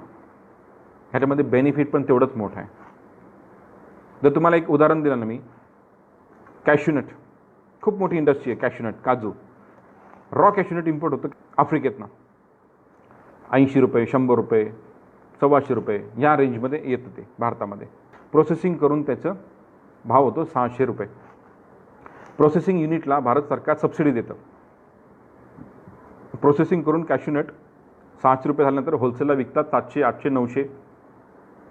रिटेल मार्केटला मिळतं ते 1000, 1200. फ्लेवर्ड कॅश्यूनट 1500 रुपये किलो. म्हणजे 100 रुपयाचं रॉ कॅश्यूनट 1500 रुपयापर्यंत ही अशी मोठी इकॉनॉमी आहे. कॅश्यूनटचे सगळ्यात जास्त कन्झ्युमर, सगळ्यात मोठे जगामध्ये भारतच आहे. आणि आपलं एक्सपोर्ट पण खूप जास्त आहे. म्हणजे कॅश्यूनट इम्पोर्ट होते, इथे प्रोसेसिंग होते, सरकार प्रोसेसिंगला पण सबसिडी देते आणि ते एक्सपोर्ट करण्याला सुद्धा सरकार सबसिडी देते. डबल सबसिडीचा फायदा लोक घेत आहेत, मोठे कॅपिटलिस्ट. म्हणून इथल्या शेतकऱ्यांवर थोडा अन्याय पण होतोय, कारण त्यांच्या मावाला तेवढा भाव मिळत नाही पाहिजे तेवढा. कारण का हे यांचं घ्यायच्याऐवजी तेवढ्याच त्याच्यापेक्षा कमी भावात इम्पोर्ट करतात. असं होतं आपल्या भारतामध्ये. अनुभव नाही किंवा नॉलेज नाही किंवा तेवढी लोकांमध्ये जागृती नाही. लोकांना जर हे अर्थकारण कळालं, कुठं काय होतं हे जर कळालं, तर तो प्रश्न आपल्याला सरकारसमोर मांडता येतो. पण आपल्याला काय माहितीच नाही. आपल्याला फक्त एवढंच माहिती आहे की बाजार समितीत भाव भेटत नाही. हो, पण बाजार समितीत भाव कसा भेटेल? पुढं मार्केटच नाही. बाजार समितीत तो व्यापारी कांदा कुठे ठेवणार आहे? कांदा देशात जास्त पिकतो, देशाबाहेर विकला पाहिजे, हे आपल्याला कळत नाही. मग शेतकऱ्यांच्या पुढच्या पिढीने हे कामं केले पाहिजे. ज्यांना समजतं, जे शिकलेत, त्यांनी हे कामं केले पाहिजे. आणि जे आपले इतर बांधव करतात, पिकवतात, त्यांचे प्रोडक्ट्स विकले पाहिजे. जर आपलं महाराष्ट्राचं जर बघताल तुम्ही, तर आपल्याला धोका पण दिसतोय आम्हाला. आत्ता जर बघताल, आपण म्हणतो की महाराष्ट्र एक प्रोग्रेसिव्ह राष्ट्र, आपल्याकडे सगळे फ्रुट्स, व्हेजिटेबल्स येतात. ॲग्रिकल्चर एक मोठी इकॉनॉमी आहे महाराष्ट्राची. साखर असेल, कांदा असेल, हो ना, पल्सेस असतील, तांदूळ आहे विदर्भामध्ये, हो ना, तुम्ही ग्रेप्स आहे आपल्याकडे, पोमोग्रेनेट आहे आपल्याकडे, बरोबर, मँगो आहे आपल्याकडे, टेक्स्टाईल आहे आपल्याकडे, सोलापूर, कोल्हापूर, आपल्याकडे लेदर इंडस्ट्री आहे मुंबईमध्ये, आणि बाकीचे उद्योग पण, ऑटोमोबाईल आपल्याकडे, फार्मास्युटिकल आपल्याकडे, हे सगळं चांगलं आहे. पण जर तुम्ही बघताल तर ॲग्रिकल्चर जो कणा आहे आपला सामान्य लोकांचा किंवा इकॉनॉमीचा, तर त्याला आम्हाला थोडंसं वाटतं की या प्रॉब्लेममध्ये येऊ शकतो. कसा? सगळं जग क्वालिटी कॉन्शियस होत चाललेलं आहे. क्वालिटी पाहिजे लोकांना. अमेरिकेला स्टँडर्ड्स पाहिजे, ग्लोबल गॅप पाहिजे, global good agriculture practices, GAP, हे स्टँडर्ड्स पाहिजे अमेरिकेला, युरोपला. आपल्याला माहितीच नाही. मी मोठा शेतकरी, मला माहीत नव्हतं ह्याच्या आधी. आत्ता कुठे ते मागच्या वर्षी समजून घेतलं, आता आम्ही शेतकऱ्यांना, फार्मर्स प्रोड्युसिंग कंपनींना सांगायला सुरुवात केली, का तर हे नाही आलं तर आपण विकणार काय. आज अमेरिका, युरोप ते मागतं म्हणून तिथे एक फूट ॲग्रिकल्चरचं कमी आहे. आपलं गल्फमध्ये कसं आहे, सगळं चालतंय. थोडंसं तिथं कसं आहे, आपलेच लोक जास्त आहेत. गल्फचं कसं आहे, आपणच त्यांचे रस्ते बांधतो, आपणच त्यांच्या बिल्डिंगा बांधतो, आपणच त्यांचे हॉस्पिटल, हॉटेल चालवतो, आपलेच नर्सेस, आपलेच कुक, आपलेच मार्केटिंगवाले, आणि वर आपणच फॅमिली घेऊन टुरिझमला जातो. असं गल्फ आहे, म्हणून तिथं सगळं चालतं, हो ना. मग गल्फला सध्या चालतंय, पण लवकरच गल्फसुद्धा हे स्टँडर्ड मागणार आहे. ग्लोबल गॅप पाहिजे, रेसिड्यू फ्री पाहिजे. मग काय होईल आपल्या महाराष्ट्राचं आणि आपल्या भारताचं, कल्पनाच करू नका तुम्ही. किंवा खूप मोठा फटका आपल्याला बसू शकतो. दुसरं असं की आता टेक्नॉलॉजी पण खूप ॲडव्हान्स झालेली आहे. आपण अजून नांग राखतोय पारंपरिक, पण हे देश hydroponics, vertical farming, controlled environment, poly houses हे प्रचंड प्रमाणात उभे करतात. म्हणजे आपला भाजीपाला, फ्रूट्स, व्हेजिटेबल्स धोक्यात आहेत. जर आपण क्वालिटीवर काम नाही केलं तर आपली परिस्थिती अवघड होऊ शकते, हे आम्हाला स्पष्ट दिसतंय. जर तुम्ही ॲग्रिकल्चरचं जर बघितले नंबर, $38 बिलियन एक्सपोर्ट आहे, चांगली गोष्ट आहे. पण मित्रांनो, त्याच्या खाली $20 बिलियन इम्पोर्ट दिसतं ॲग्रिकल्चरचं. म्हणजे आय वॉज शॉक्ड. भारतासारख्या कृषीप्रधान देशाला $20 बिलियन, 1.5 लाख कोटी तो ॲग्रिकल्चर इम्पोर्ट करतोय आपण. काय इम्पोर्ट करतो? मी तुम्हाला जे आता सांगितलं, पल्सेस, ऑइल, शर्ट्स, हे सगळे येतं त्याच्यामध्ये. म्हणजे आपण कुठल्या दिशेला चाललोय? मग आपण भारत कृषीप्रधान देश आहे का? एक्सपोर्ट $38 बिलियन आणि इम्पोर्ट करतोय आपण $20 बिलियन ॲग्रिकल्चरमध्ये. फर्टिलायझर्स आपण बाहेरून आणतो. मग आपण काय डेव्हलपमेंट करतोय आपण आपल्या भारताचं? आपण अतिशय सुमार काम करतोय असं आम्हाला वाटतं. म्हणजे खरंच म्हणजे असं वाटतं की आपल्याला खूप बाकीच्या देशांकडे जर बघितलं, छोटे छोटे देश, इस्रायल बघितलं, मोठे त्यांची इकॉनॉमी, जापान बघितलं, चायना बघितलं, तर हे खूप खूप प्रचंड प्रगती यांनी केलेली आहे. पण आपल्याकडे ती मानसिकता नाही येते लोकांकडे आणखी. आपल्याला नको असं, लोकांना काम नाही करायचं किंवा कम्फर्टेबली काम करायचं, माहीत नाही मला काय करायचं. पण हे असं वाटतं आम्हाला. मग वी गेट डिसअपॉइंटेड समटाईम्स. आमच्याकडे पण कधी कधी ऑर्डर येतात पण सप्लाय होत नाही. हा सगळ्यात मोठा प्रॉब्लेम आहे भारताचा. क्वालिटी येत नाही, शेतकऱ्यांना माहीत नसतं, ट्रेडर्स पण व्यवस्थित कधी कधी काम करत नाही, त्यामध्ये क्वालिटीचा फटका बसतो, फटका एक्सपोर्टरला बसतो. हे सगळं होतंय का? अवेअरनेस नाही, स्टँडर्ड नाही, फॉलो करत नाही, चालता आहे ॲटिट्यूड. तर या सगळ्यांवरती मात करत असेल तर ह्या ग्लोबल बिझनेसचं नॉलेज घेतलंच पाहिजे. तरच आपल्याला हे समजेल की हे का इम्पॉर्टंट आहे, आणि मग आपल्या हातून तशी चूक होणार नाही क्वालिटीच्या बाबतीत कॉम्प्रोमाइज करायची. आज जर बघितलं तुम्ही जागतिक मार्केटमध्ये भारताच्या प्रोडक्टचा कोणालाच भरोसा नाही, आणि भारताच्या बिझनेसमॅनची क्रेडिबिलिटी मार्केटमध्ये नाही. हा प्रॉब्लेम आहे. एक्सपोर्ट करायचं ना, लोक म्हणतील तू पहिले मटेरियल पाठव, चांगलं आल्यावर मी तुला पैसे देईल. आणि जर आपण इम्पोर्ट करायचं म्हणजे चायनातून, तर 100% पहिले ॲडव्हान्स टाक, त्यानंतर बोल. म्हणजे आपली क्रेडिबिलिटी इंटरनॅशनल मार्केटमध्ये एवढी घसरलेली आहे की आपल्याला व्हॅल्यूच नाही आहे. सगळ्यांबाबतीत नाही बोलत तुम्ही, पण जनरल म्हणतो मी, असं आहे. आणि त्यामुळं आपल्याच लोकांनी चुका करून ही परिस्थिती ओढवलेली आहे. क्वालिटी बाबतीत लोकांना 19-20 केलं, ए ग्रेड म्हणून सी ग्रेड माल दिला, पॅकेजिंगच खराब केलं. शेतकऱ्यांना म्हटलं बाबा कांदा भरून देतात, त्यांनी त्याच्यामध्ये 95 मध्ये टोटल कांदा भरून दिला. हे अशा गोष्टी होतात का? अवेअरनेसच नाही. काय होतं त्याला, कांदा तरी खायचा आहे, अरे असं नाही आहे मित्रांनो. ह्या सगळ्या गोष्टींमुळं, अवेअरनेसमुळं आपल्या बिझनेसमॅनला पण फटका बसतो, एक्सपोर्टरला पण फटका बसतो, हो ना. तर ह्या सगळ्यांवरती आपण काम केलं पाहिजे. ॲग्रिकल्चर पण आपल्याला वाटतं स्ट्रॉंग आहे, पण तसं नाही आहे. आपल्याला क्वालिटी कॉन्शियस व्हायला लागेल. ग्लोबल स्टँडर्ड्स, क्वालिटी, सर्टिफिकेशन्स हे समजून घेऊन काम करावं लागेल. आता लोकांना पाहिजे ट्रान्सपरन्सी. आता कस्टमर म्हणतो की मला जर ॲग्रिकल्चरचं प्रोडक्ट तू देणार आहे ना ग्रेट, तर मला सांगे कोणत्या शेतकऱ्यांनी पिकवलं. जे आपलं नाशिकचं सह्याद्री करतं, ब्लॉकचेन टेक्नॉलॉजी असेल किंवा IT असेल, आणखी टेक्नॉलॉजी असेल, हे वापरून त्या कस्टमरला माहीत पाहिजे. बारकोडला जर स्कॅन केलं तर ह्या कोणत्या शेतामध्ये कोणत्या शेतकऱ्यांनी पिकवलं, त्याचं नाव काय आहे, कोणत्या व्हरायटीचं पीक आहे, कुठं पिकलं, हे कळतं एका सेकंदात. आपण कुठं आहोत? आहे भारतात पण ती टेक्नॉलॉजी, पण आत्ताची कुठं सुरुवात झाली आहे. तर सगळा भारत कृषीप्रधान ह्या तऱ्हेनं काम जर करायला लागला तर आपण सुपर पॉवर होऊ शकतो. आम्हाला वाटतं ते चायनाने मॅन्युफॅक्चरिंगमध्ये केलं ना, ते भारत ॲग्रिकल्चरमध्ये नक्कीच करू शकतो. पण शेतकऱ्यांच्या पोरांनी हे ठरवलं पाहिजे. पारंपरिक शेती करून उपयोग नाही, प्रोडक्शन वाढवून भाव मिळणार नाही. त्यामुळं आपल्याला मार्केटमध्ये काय डिमांड आहे, त्याचं काम केलं पाहिजे. आता आपल्याकडे जे फळं आहेत ना, याच्यापेक्षा आणखी काही गोष्ट नवीन फुलं पण मार्केटमध्ये आहेत. आमच्याकडे एक रिक्वायरमेंट आली चायनामधून की हे इंडॅम म्हणून एक बीन्स आहेत, बीन्स त्या मिळतात आहेत का तुमच्याकडे, आम्हाला विचारलं. मी ते शोधलं, म्हणलं भारतात बनतच नाही. मी त्याचा अभ्यास केला तर ते that is very high protein beans, आणि जपान, कोरिया, चायनामध्ये ते खूप जास्त प्रमाणात खायला लागलेत लोक. आणि ज्या कंपनीची रिक्वायरमेंट आली होती ती खूप मोठी कंपनी होती, पण ते आपल्याकडे अवेलेबलच नाही. म्हणजे अशा सुद्धा संधी येतात. मग त्यांना मी म्हटलं की तुम्ही पायलट करा, आम्ही जमीन देतो, तुम्ही काहीतरी टेक्नॉलॉजी आणून आपण हे पीक जर इथं पिकवून बघू, आलं तर आपण वाढू, कारण त्याला डिमांड आहे. माझ्या घरी कांदा येतो म्हणून फक्त कांदाच लावायचा हे चुकीचं आहे. आमच्या बाकीच्या आपल्याकडे कसं नाही, ह्यावेळेस कांदा झाला 50 रुपये, पुढच्या वर्षी सगळे कांदा, परत कांदा 5 रुपये. अभ्यास करून जरा जागं व्हायला पाहिजे, एकमेकांना मदत केली पाहिजे, एकमेकांची नॉलेज शेअर केलं पाहिजे. या ग्रुपमध्ये पण खूप एक्सपोर्टर्स आहेत, इम्पोर्टर्स आहेत, आपले भारताच्या बाहेरचे लोक आहेत. ह्या सगळ्यांची आपल्याला गरज आहे सांगड घालण्याची.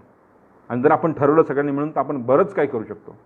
आणि सुरुवात ही नॉलेजपासूनच होते, म्हणून आता हे नॉलेज शेअरिंग सेशन आहे. ठीक आहे. तर हे जर बघितलं तुम्ही तर मार्केटिंग करणं गरजेचं आहे. महाराष्ट्रा बाबतीत जर बोललो आपण तर ऑलरेडी आपले प्रोडक्ट बघितले आपण. महाराष्ट्राचे गवऱ्या पण एक्सपोर्ट होतात. गवऱ्या म्हणजे आपल्या इथलं शेणसुद्धा एक्सपोर्ट होतं आहे मित्रांनो. ते बाबा रामदेवांनी एवढं मार्केटिंग केलं चांगलं आयुर्वेदाचं की अमेरिकेमध्ये पण लोक अगरबत्त्या गवऱ्या जाळायला लागले. पवित्र होतं सगळं, मार्केटिंग केलं त्यांनी. हे आपल्याला आपल्या सगळ्या प्रोडक्टचं करता आलं पाहिजे. आपलं फेल्युअर भारताचं मार्केटिंगच आहे. आपण जे म्हणतो तुम्हाला आणखी मार्केटिंगचं उदाहरण सांगतो. जिथे मिळतं आपल्याला गल्लीमध्ये आपण गेलो, एखादं फ्रूटचं स्टॉल बघा मोठा, तिथं तुम्हाला ॲपल नक्कीच दिसतील, स्टिकर लावलेले, म्हणजे हे इम्पोर्टेड ॲपल आहेत बऱ्यापैकी. Washington Apple. आता आपण म्हणतो Apple day keeps a doctor away, कोणी सांगितलं? असं काही नाही आहे डॉक्टरचं संबंध, ते अमेरिकेचं मार्केटिंग स्टेटमेंट आहे. असं म्हणून असं बोलून बोलून त्यांनी अख्ख्या जगाला आपले वॉशिंग्टन ॲपल खाऊ घातले. आणि आपल्याकडे एवढे चांगले फ्रूट्स आहेत, मँगो आहेत, जगामध्ये कोणाकडेच नाही, येऊ पण शकत नाही तसा मँगो. आपल्याकडे पोमोग्रेनेट आहे, जगामध्ये तसं येऊच शकत नाही. ग्रेप्स आहे, कोणाकडे तसं येऊच शकत नाही. आपण त्याचं मार्केटिंग नाही करू शकत आहे. पोमोग्रेनेट जगातलं सगळ्यात चांगलं फ्रूट आहे. अँटीऑक्सिडंट, ब्लड प्रेशर, तुमचं डायबिटीस, ओबेसिटी, ह्याच्यावरती ते औषध आहे. अख्खं जग डायबिटीज झालेलं आहे. लोकांना ते पाहिजे, पण आपण मार्केटिंगचं फेल्युअर आहे आपलं. वी प्रोड्यूस 18%, 18% जगातलं पोमोग्रेनेट डाळिंब भारत पिकवतो आणि भारतामध्ये महाराष्ट्र पिकवतो. आणि जेव्हा ट्रेडिंग करतो आपण 2% पण आपण ट्रेड नाही करत आहे. मग हे फेल्युअर कशाचं आहे? मार्केटिंगचं आहे. पुन्हा नॉलेजच नाही आपल्याला. इराणचं डाळिंब सुरू होतं 400 ग्रॅमच्या पुढे, 400, 500, 600, 800 ग्रॅमचं डाळिंब आहे त्यांचं. आपले डाळिंब छोटे आहेत, 150, 200, 250. मार्केटमध्ये जे दिखताय ना वो बिकताय. मग आपण आपल्या सरकारला, आपल्या कृषी विद्यापीठांना, रिसर्च करणाऱ्यांना सांगितलं पाहिजे की लोकांना मोठं डाळिंब पाहिजे तर मोठं तयार करा. हा ना, ते एक सांगणार कोण? नॉलेज जर नाही घेतलं सांगणार कोण? ह्याच्यावरती काम केलं पाहिजे. आपल्या डाळिंबाचा रुबी रेड कलर कोणाकडे नाही, त्याची गोडी कोणाकडे नाही, सुपर फ्रूट, पण त्याचं मार्केटिंग आपण करू शकत नाही आहे. अशा कितीतरी गोष्टी महाराष्ट्राकडे आहेत आणि ते आपण करू शकतो. That can earn us money. आणि बिझनेस हेच अर्थकारण, हेच सुपर पॉवर बनण्याचं साधन आहे. आज जगामध्ये जे काय चाललं आहे सगळं, हे सगळं अर्थकारणापायी चाललेलं आहे. आणि आपण आपल्या प्रोडक्ट्सच्या माध्यमातून ते करू शकतो. कांदा जर 100 रुपये किलो होऊ शकतो, म्हणजे कांदा आपल्याला $1.50, $1.5 एक किलो कांदा आपल्याला मिळून देऊ शकतो. ही खूप मोठी गोष्ट आहे. भारत सरकारला आम्ही सांगतो नेहमी, त्यांना लिहिलं पण आम्ही, की तुम्ही असं एक्सपोर्ट बंद का करता? म्हणजे हे प्रूव्ह झालं की कांद्याचं व्हॅल्यू 100 रुपये पण होऊ शकते. मग त्याची ती व्हॅल्यू टिकवली पाहिजे. तेवढा कांदा एक्सपोर्ट केला पाहिजे, आणखी पिकवला पाहिजे, आणखी जास्त देशांमध्ये लोक पाठवले पाहिजे. इथं काय करणार सगळे फौज? बाहेरच्या देशात पाठवा. तिथं जाऊन आपण मार्केटिंग केलं पाहिजे. सरकार सबसिडी देते तुम्हाला बाहेर जायला सुद्धा. तुम्ही एक्झिबिशन्स करा, प्रोडक्ट मार्केटिंग करा, बाहेरला भेटायला जा, सरकार सबसिडी देते, पण लोकांना माहितीच नाही. या गोष्टी आपण शिकून घेतल्या पाहिजे, केल्या पाहिजे, तर आपल्याला भवितव्य आहे. महाराष्ट्राच्या बाबतीत बोलायचं झालं तर आपल्याकडे खूप चांगले प्रोडक्ट्स आहेत. शुगर आहे, नॉन बासमती राईस आहे आपल्याकडे विदर्भामध्ये, पल्सेस आहेत लातूर, वर्धा, अमरावती त्या भागामध्ये. चिली लेमन जिंजर हे प्रोडक्ट्स आहेत. चिली लेमन जिंजर 12 महिने चालतात आणि महाराष्ट्रातल्या बऱ्यापैकी जिल्ह्यांमध्ये हे येतात. यांना पण चांगली डिमांड आहे. टॉप टोमॅटो, ऑनियन, पोटॅटो, 750 कोटी लोक जगात राहतात. हे सगळे लोक हे कुठल्या ना कुठल्या फॉर्ममध्ये रोज खातात. केचप खातील, फिंगर चिप्स खातील, किंवा तुमचं बिर्याणी खातील, कांदा लागेल, ग्रेव्ही खातील, सलाद खातील, म्हणजे कांदा, टोमॅटो आणि पोटॅटो, बटाटा हे 3 वर्षभर चालणारे प्रोडक्ट्स आहेत.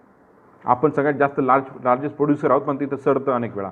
आपल्याला त्याचं व्हॅल्यू ॲडिशन माहितीच नाही. प्रोसेसिंग केलं पाहिजे, पेस्ट बनवली पाहिजे, डिहायड्रेशन केलं पाहिजे, आणखी वेगळे तरी पदार्थ केले पाहिजे, ते मार्केटमध्ये आणले पाहिजे, तर आपला प्रोग्रेस आहे.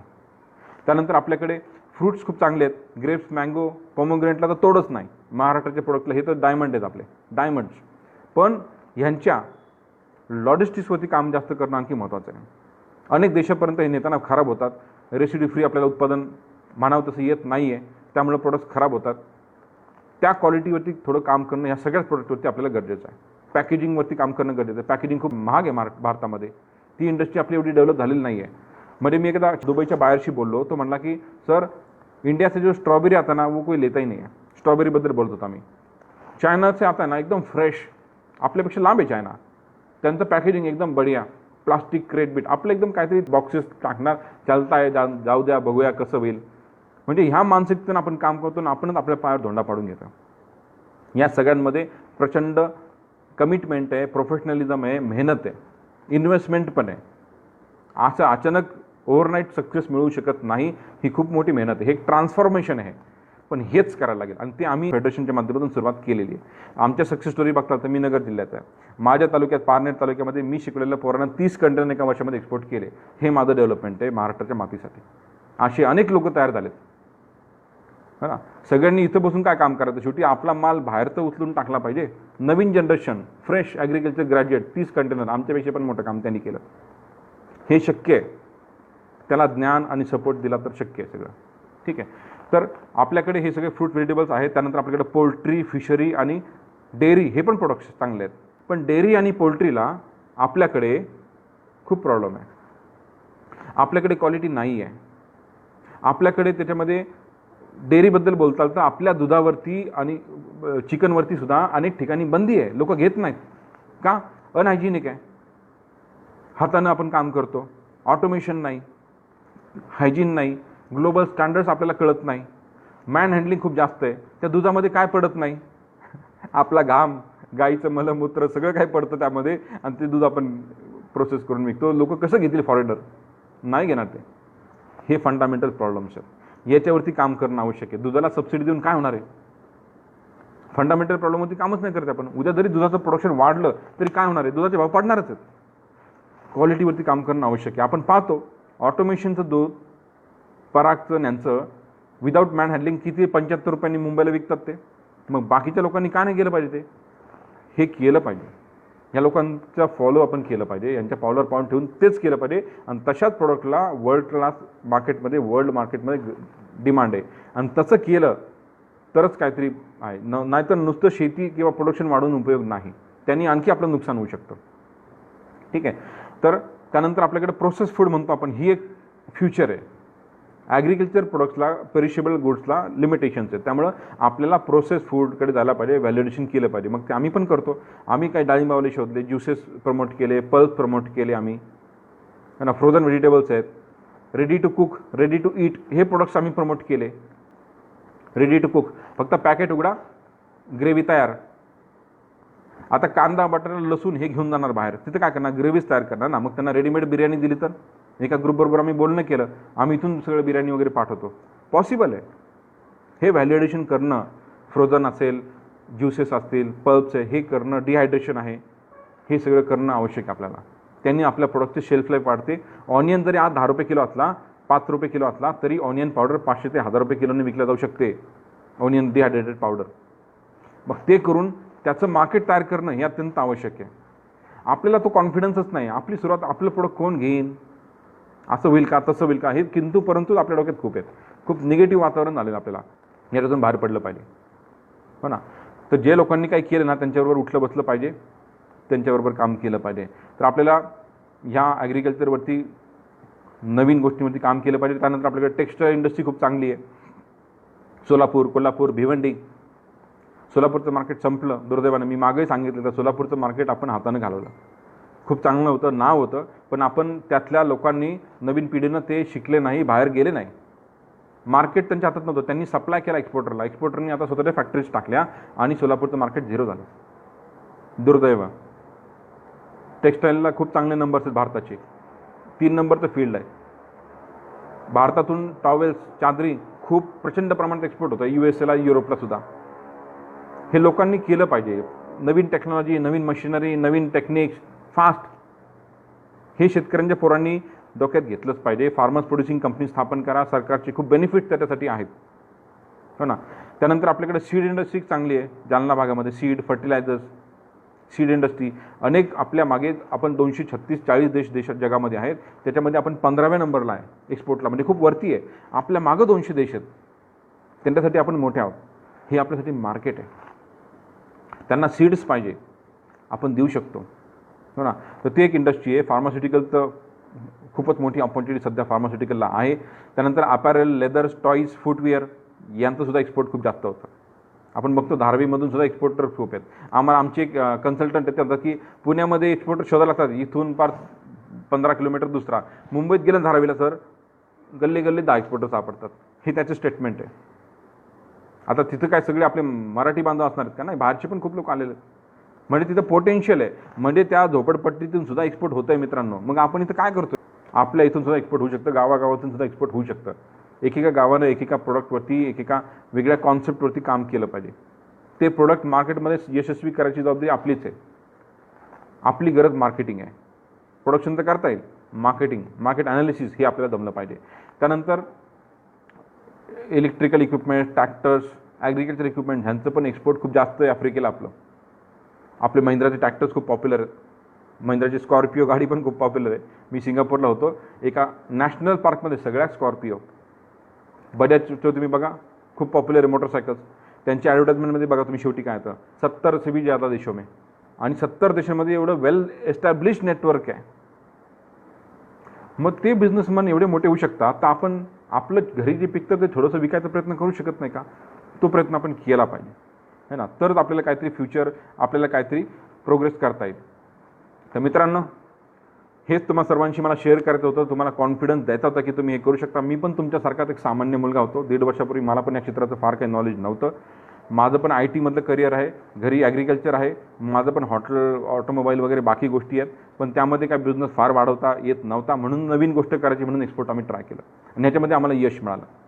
जे घरी आहे त्यातून मी सुरुवात केली. कांदे, लेमन, पोमोग्रेनेट. त्यानंतर आम्ही, हे तर कोणी पण करतात कॉमोडिटी, आम्ही एक वेगळा प्रयत्न पण केला. आमचा स्टड फार्म पण आहे. आता पारंपरिकरित्या आमच्याकडे घोडे असतात, पण त्याचा आम्ही मागच्या 2-2.5 वर्षापासून ट्रेडिंगसाठी सुरुवात केली, व्यवसाय. यू वोंट बिलीव्ह, आम्ही मागच्या वर्षी घोडे पण एक्सपोर्ट केले, जे भारतामध्ये 10 लोकांनी पण केलेलं नाही. म्हणजे नॉलेज विशेष नसताना सुद्धा मी आमचे लाईफस्टॉक, जिवंत जानवर एक्सपोर्ट केलेलं आहे श्रीलंकेला. अनेक लोक त्याबद्दल आक्षेप घेत होते किंवा त्यांना माहीत होतं, त्यांना विश्वास वाटत नव्हता. त्यानंतर त्यांनी येऊन आमची भेट घेऊन ॲप्रिशिएट केलं. मोठे मोठे असोसिएशन्स, मोठे मोठे राजे महाराजे त्यामध्ये आहेत, जयपूर, बाकीचे राजस्थान, पंजाब, महाराष्ट्रातले पण खूप मोठे लोक आहेत. आणि नंतर ते डेलिगेशन घेऊन त्या देशामध्ये गेले अभ्यास करायला की हे मोठं काहीतरी मार्केट आहे. आम्ही सरकारला सांगतो की तुम्ही घोडे, हे रिस्ट्रिक्टेड प्रॉडक्ट आहे, बंदी आहे त्याच्यावरती. आम्ही सरकारला लिहिलं की तुम्ही हे बंदी का करता? तर तिथल्या लोकांना वाटतं की नाही, आमचे घोडे चांगले तर बाहेर कशाला जाऊ द्यायचे. अहो, उलटा कारभार आहे. चांगले तर तुम्ही आणखी चांगले तयार करा. घोडे तर रेसमध्ये आणले पाहिजे ना, घरी बांधून ठेवून काय उपयोगी घोड्यांना, रेसमध्ये तर आणले पाहिजे. तर ते काम, ती मानसिकता अजून आपल्याकडे नाही. मग सरकारला आम्ही सांगितलं हे मोठं मार्केट आहे, टुरिझमसाठी घोडे पाहिजे, हॉटेलवाल्यांना घोडे पाहिजे, फार्म हाऊसवाल्यांना घोडे पाहिजे, पोलीसवाल्यांना घोडे पाहिजे, जगामध्ये सगळ्यांना, मिलिटरीला घोडे पाहिजे. आणि भारत हे खूप मोठं घोड्यांचं प्रोडक्शन करू शकतो. त्यांना ते पॉलिटिक्स, इकॉनॉमी आम्ही बघितली, आम्ही ते केलं. आता नवीन पॉलिसीमध्ये घोड्याचं एक्सपोर्ट ओपन करणार आहे. That's our contribution. म्हणजे आपण प्रयत्न केला ना, आपण ह्या लेवलपर्यंत सुद्धा पोहोचू शकतो, हे आम्ही अनुभवलं आहे. आता माझा फोकस फक्त एक्सपोर्टवर आहे. एक्सपोर्ट, इम्पोर्ट हे जे क्षेत्र आहे, यामध्ये नॉलेज घेणं, नवीन प्रोडक्ट्स आपले असतील ते मार्केटमध्ये कसे जातील हे आपण लोकांना सांगणं, ह्या गोष्टी आम्हाला करायच्या. तुमचं नेटवर्क पण आम्हाला पाहिजे. हे एकाचं काम नाही, सगळ्यांनी मिळून काम करावं लागेल, एकमेकांना सपोर्ट करावं लागेल. अनेक लोकांमध्ये एक क्षमता आहे यांनी पुढं आलं पाहिजे. जे आम्ही करू शकतो ते तुम्ही सुद्धा करू शकता. हाच कॉन्फिडन्स मला तुम्हाला आजच्या या सेशनमधून द्यायचा आहे. बाकीच्या गोष्टी आहेत, रिसोर्सेस, पैसे, नॉलेज, टेक्निकल थिंग्स, हे कसं होईल ते कसं होईल, या सगळ्या नंतर येतात. सगळ्यात पहिले तुमचा डिसिजन आहे. एखादी गोष्ट जगामध्ये होते ना, ती दोनदा होते, एकदा इथे आणि एकदा प्रत्यक्षात. जर तुम्ही इथं घेतलं ना तर ते प्रत्यक्षात होऊ शकतं. चायनानं जेव्हा सुरुवात केली, आपल्या मागे होतं चायना, आपल्यानंतर इंडिपेंडंट झालं, पण चायनानं जेव्हा सुरुवात केली तेव्हा त्यांनी ठरवलं आपण हे करायचं तर आपण अख्ख्या जगाला विकायचं, आणि म्हणून त्यांनी ते केलं. आपल्याला अडचण अशी आहे की विकणार कसं, कोण घेणार, म्हणजे हा मानसिकतेतला फरक बघा तुम्ही. आपल्या घरातल्या कितीतरी गोष्टी चायनीज असतील, हे त्यांचं अचिव्हमेंट आहे. तर ते आपल्याला सुद्धा तसं मानसिकतेनंच काम करावं लागेल, जगाला आपलं विकायला लागेल. आणि त्यासाठीच आपल्याला ह्या बिझनेसमध्ये सुद्धा अवेअरनेस आलं पाहिजे आपल्याला, आणि तुम्ही सर्वांनी पुढं आलं पाहिजे. तुम्हाला आणखी माहिती हवी असेल तर तुम्ही आमच्या फेसबुक ग्रुप आहे आमचा इम्पोर्ट एक्सपोर्ट फेडरेशन, त्यावरती तुम्ही पेज लाईक करा, ग्रुप जॉईन करा. तुमच्या काही क्वेरीज असतील, काही प्रश्न असतील तर तुम्ही तिथे विचारा, तिथं आम्ही तुम्हाला उत्तर देऊ. तुमच्याकडे चांगले प्रोडक्ट्स असतील एक्सपोर्ट रेडी म्हणजे सगळं लायसन्स, सगळे पॅकेजिंग, ॲनालिसिस, सगळं माहिती आहे तुम्हाला, तर तुम्ही तिथं प्रमोट करा, आम्ही पण त्याला प्रमोट करू. आमचं इम्पोर्ट एक्सपोर्ट फेडरेशन वेबसाईट आहे आमची importexportfederation.com, ती पण तुम्ही पहा. तुमच्याकडे पण काही इन्फॉर्मेशन असेल या क्षेत्राबद्दल, आमच्याकडे देण्यासारखं नॉलेज असेल तर ते द्या. आम्ही पण शिकतो, मी लोकांकडूनच शिकतो. जे लोक माझ्याकडे काही प्रोडक्ट घेऊन येतात तेव्हा मी त्या प्रोडक्टबद्दल शिकतो. म्हणजे असं एक उदाहरण आहे फिशरीचं. एखादा पोरगा आला, मला फिशरीचं काय माहीत नाही, तो आला घेऊन, मग मला माहीत नव्हतं, मग मी त्याबद्दल शिकलो. मी एका मोठ्या कंपनीला बोलवलं, ऑफिसला पुण्याला, त्या पोराला पण बोलवलं, शिकून घेतलं. तो पोरगा गेला कतारला, ऑर्डर घेऊन आला. ह्या तऱ्हेनं फेडरेशन काम करते. तुमचं काही पण प्रॉब्लेम असेल तर आम्ही सॉल्व्ह करायचा प्रयत्न करू आमच्या लेवलनं. ठीक आहे. तर थँक्यू ऑल. की स्वतः सक्षम व्हा, जगाला देणारे व्हा. आपल्याकडे बरंच काही आहे, आपण बघितलं आपल्याकडे सगळं काही आहे, तर पण हे आपल्याला जगाला विकायला लागेल तर आपण मोठे होऊ शकतो. ते आपण होण्याची गरज आहे, आणि ज्ञानापासूनच सुरुवात आहे. तुम्ही तुमच्या इंडस्ट्रीचा, तुमच्या प्रोडक्टचा अभ्यास करा, आणि या क्षेत्रामध्ये नक्कीच यश तुम्हाला मिळेल अशी मी सदिच्छा व्यक्त करतो. आणि तुम्हा सर्वांचे धन्यवाद. आजच्या सेशनबद्दल प्लीज तुम्ही गुगलवरती, जजडालवरती आणि फेसबुकवरती आम्हाला रिव्ह्यू करा. इम्पोर्ट एक्सपोर्ट फेडरेशनला तुम्हाला आजचं सेशन कसं वाटलं हे जरूर लिहा, म्हणजे आम्ही जास्तीत जास्त लोकांपर्यंत आम्ही पोहोचू शकतो. आता आम्ही एक्सपोर्टवरती काम करतोय, लवकरच आम्ही इम्पोर्टवरती पण काम करतोय. इम्पोर्ट म्हणजे इम्पोर्टरसाठी पण सेशन घेणार आहे आम्ही. आत्ता आमचे वेबिनार आम्ही जे करतो, दर आठवड्यात आमचे वेबिनार असतात इम्पोर्ट एक्सपोर्टचे, तर त्यामध्ये भारताच्या बाहेरचे लोक सुद्धा खूप येत आहेत. म्हणजे भारताच्या बाहेरचे लोक शोधत आहेत भारतातून काय घेता येईल. आपलं काम आहे की त्यांना कनेक्ट करणं. फेडरेशनचं काम आहे की बाबा हे एक्सपोर्टर जे आहेत, हे सगळे प्रोडक्ट जे आहेत हे त्यांच्यासमोर ठेवणं आणि ह्या प्लॅटफॉर्ममार्फत बिझनेस घडवून आणणं, हे आमचं काम आहे. ठीक आहे. जिंजर एक्सपोर्टमध्ये आहे, जिंजर एक स्पायसेसमध्ये येतं. आमच्याकडे आत्ता एक खूप मोठी रिक्वायरमेंट जिंजरची आहे. तुमच्याकडे जर प्राइसिंग चांगला असेल तर तुम्ही आमच्या फेडरेशनच्या फेसबुकच्या पेजवरती टाका, फोटोग्राफ टाका, व्हरायटी टाका, काय साईजचं जिंजर आहे, किती महिन्याचं आहे ते तुम्ही टाका. ठीक. भाषेचा काही प्रॉब्लेम येत नाही sir, basic English is sufficient.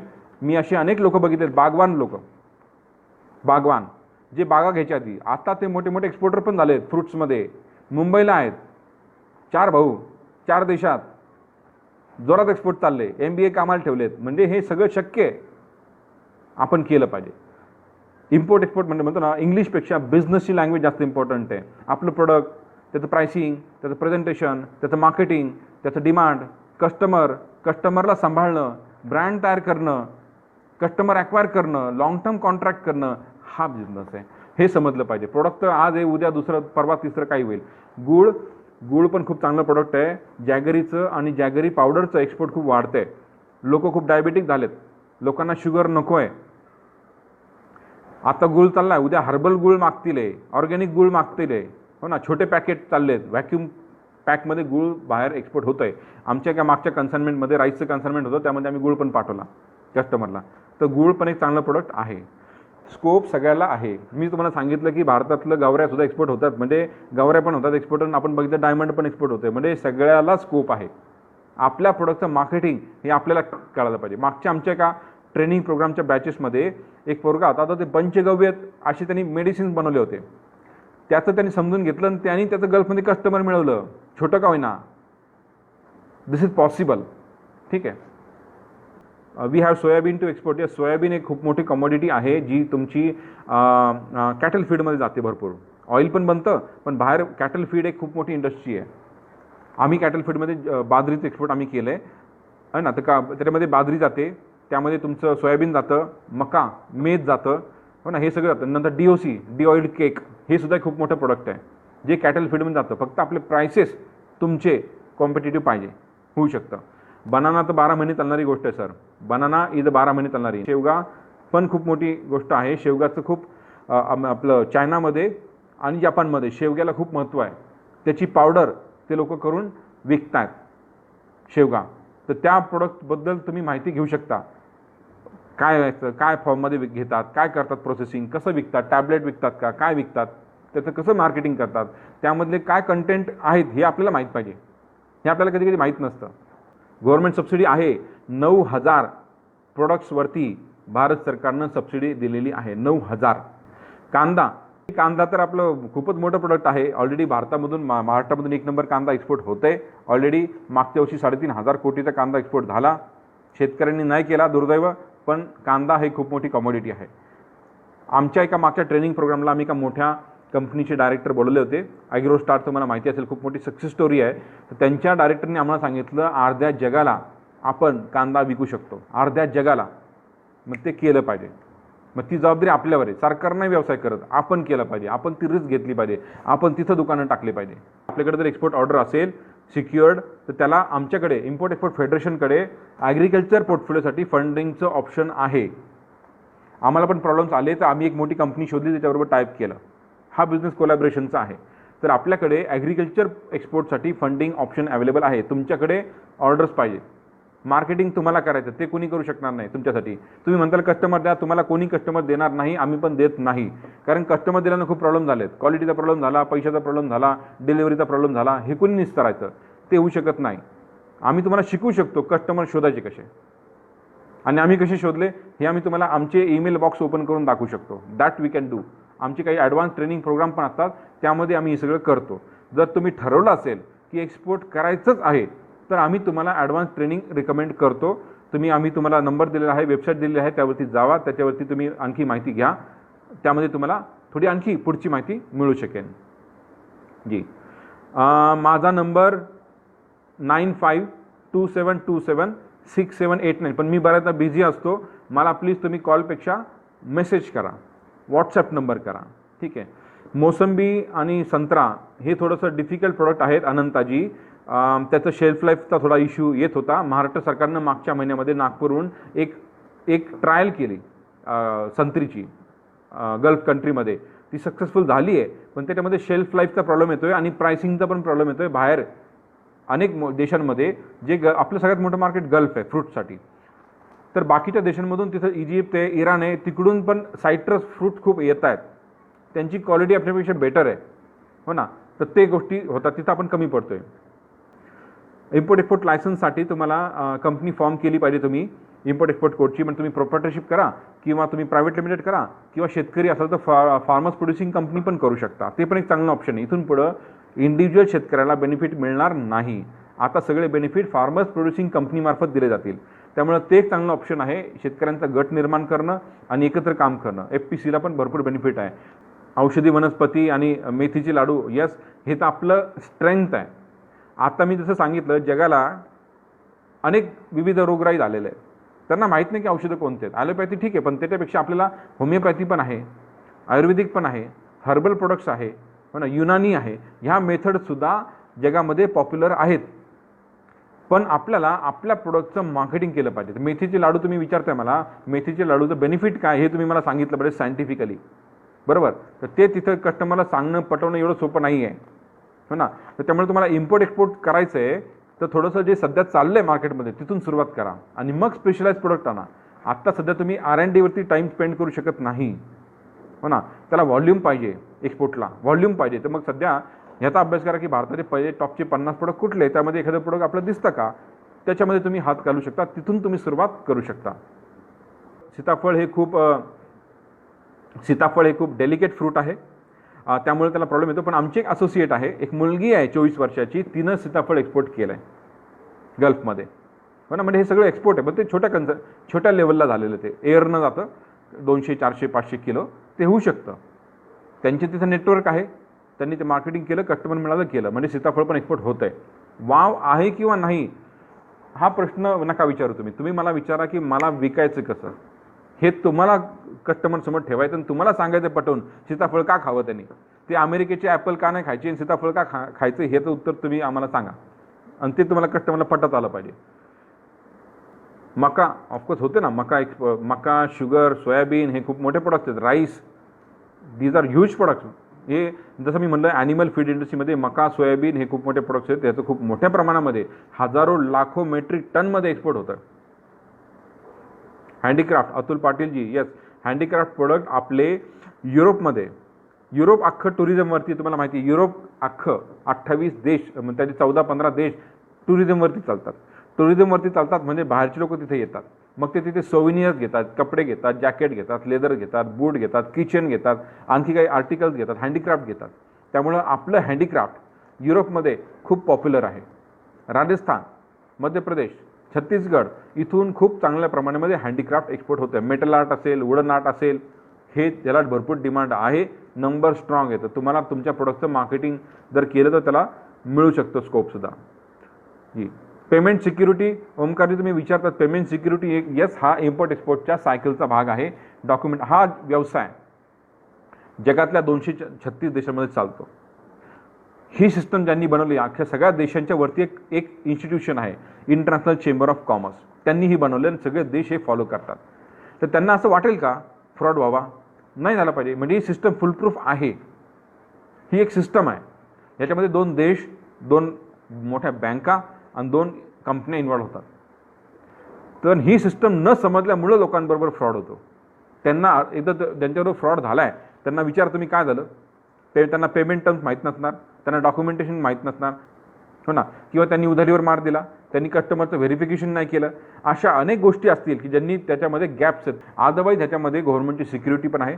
जरी फ्रॉड झाला, प्रॉब्लेम झाला, तरी गव्हर्नमेंट आपल्या पाठीशी उभं आहे.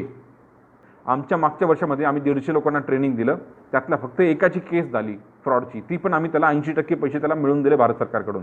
दिस इज वॉट वी डीड. सुरुवात कुठून करावी, तर तुम्ही जर ठरवलं असेल, प्रोडक्ट असेल, मार्केटिंग करा, ॲनालिसिस करा, त्या प्रोडक्टचं मार्केट कुठं जातं आहे, काय जातं, नंबर्स काढा थोडेसे, फेसबुक, इंटरनेट, व्हॉट्सॲप, गुगल आता बिझनेससाठी वापरा, बाकीचे उद्योग बाजूला ठेवा.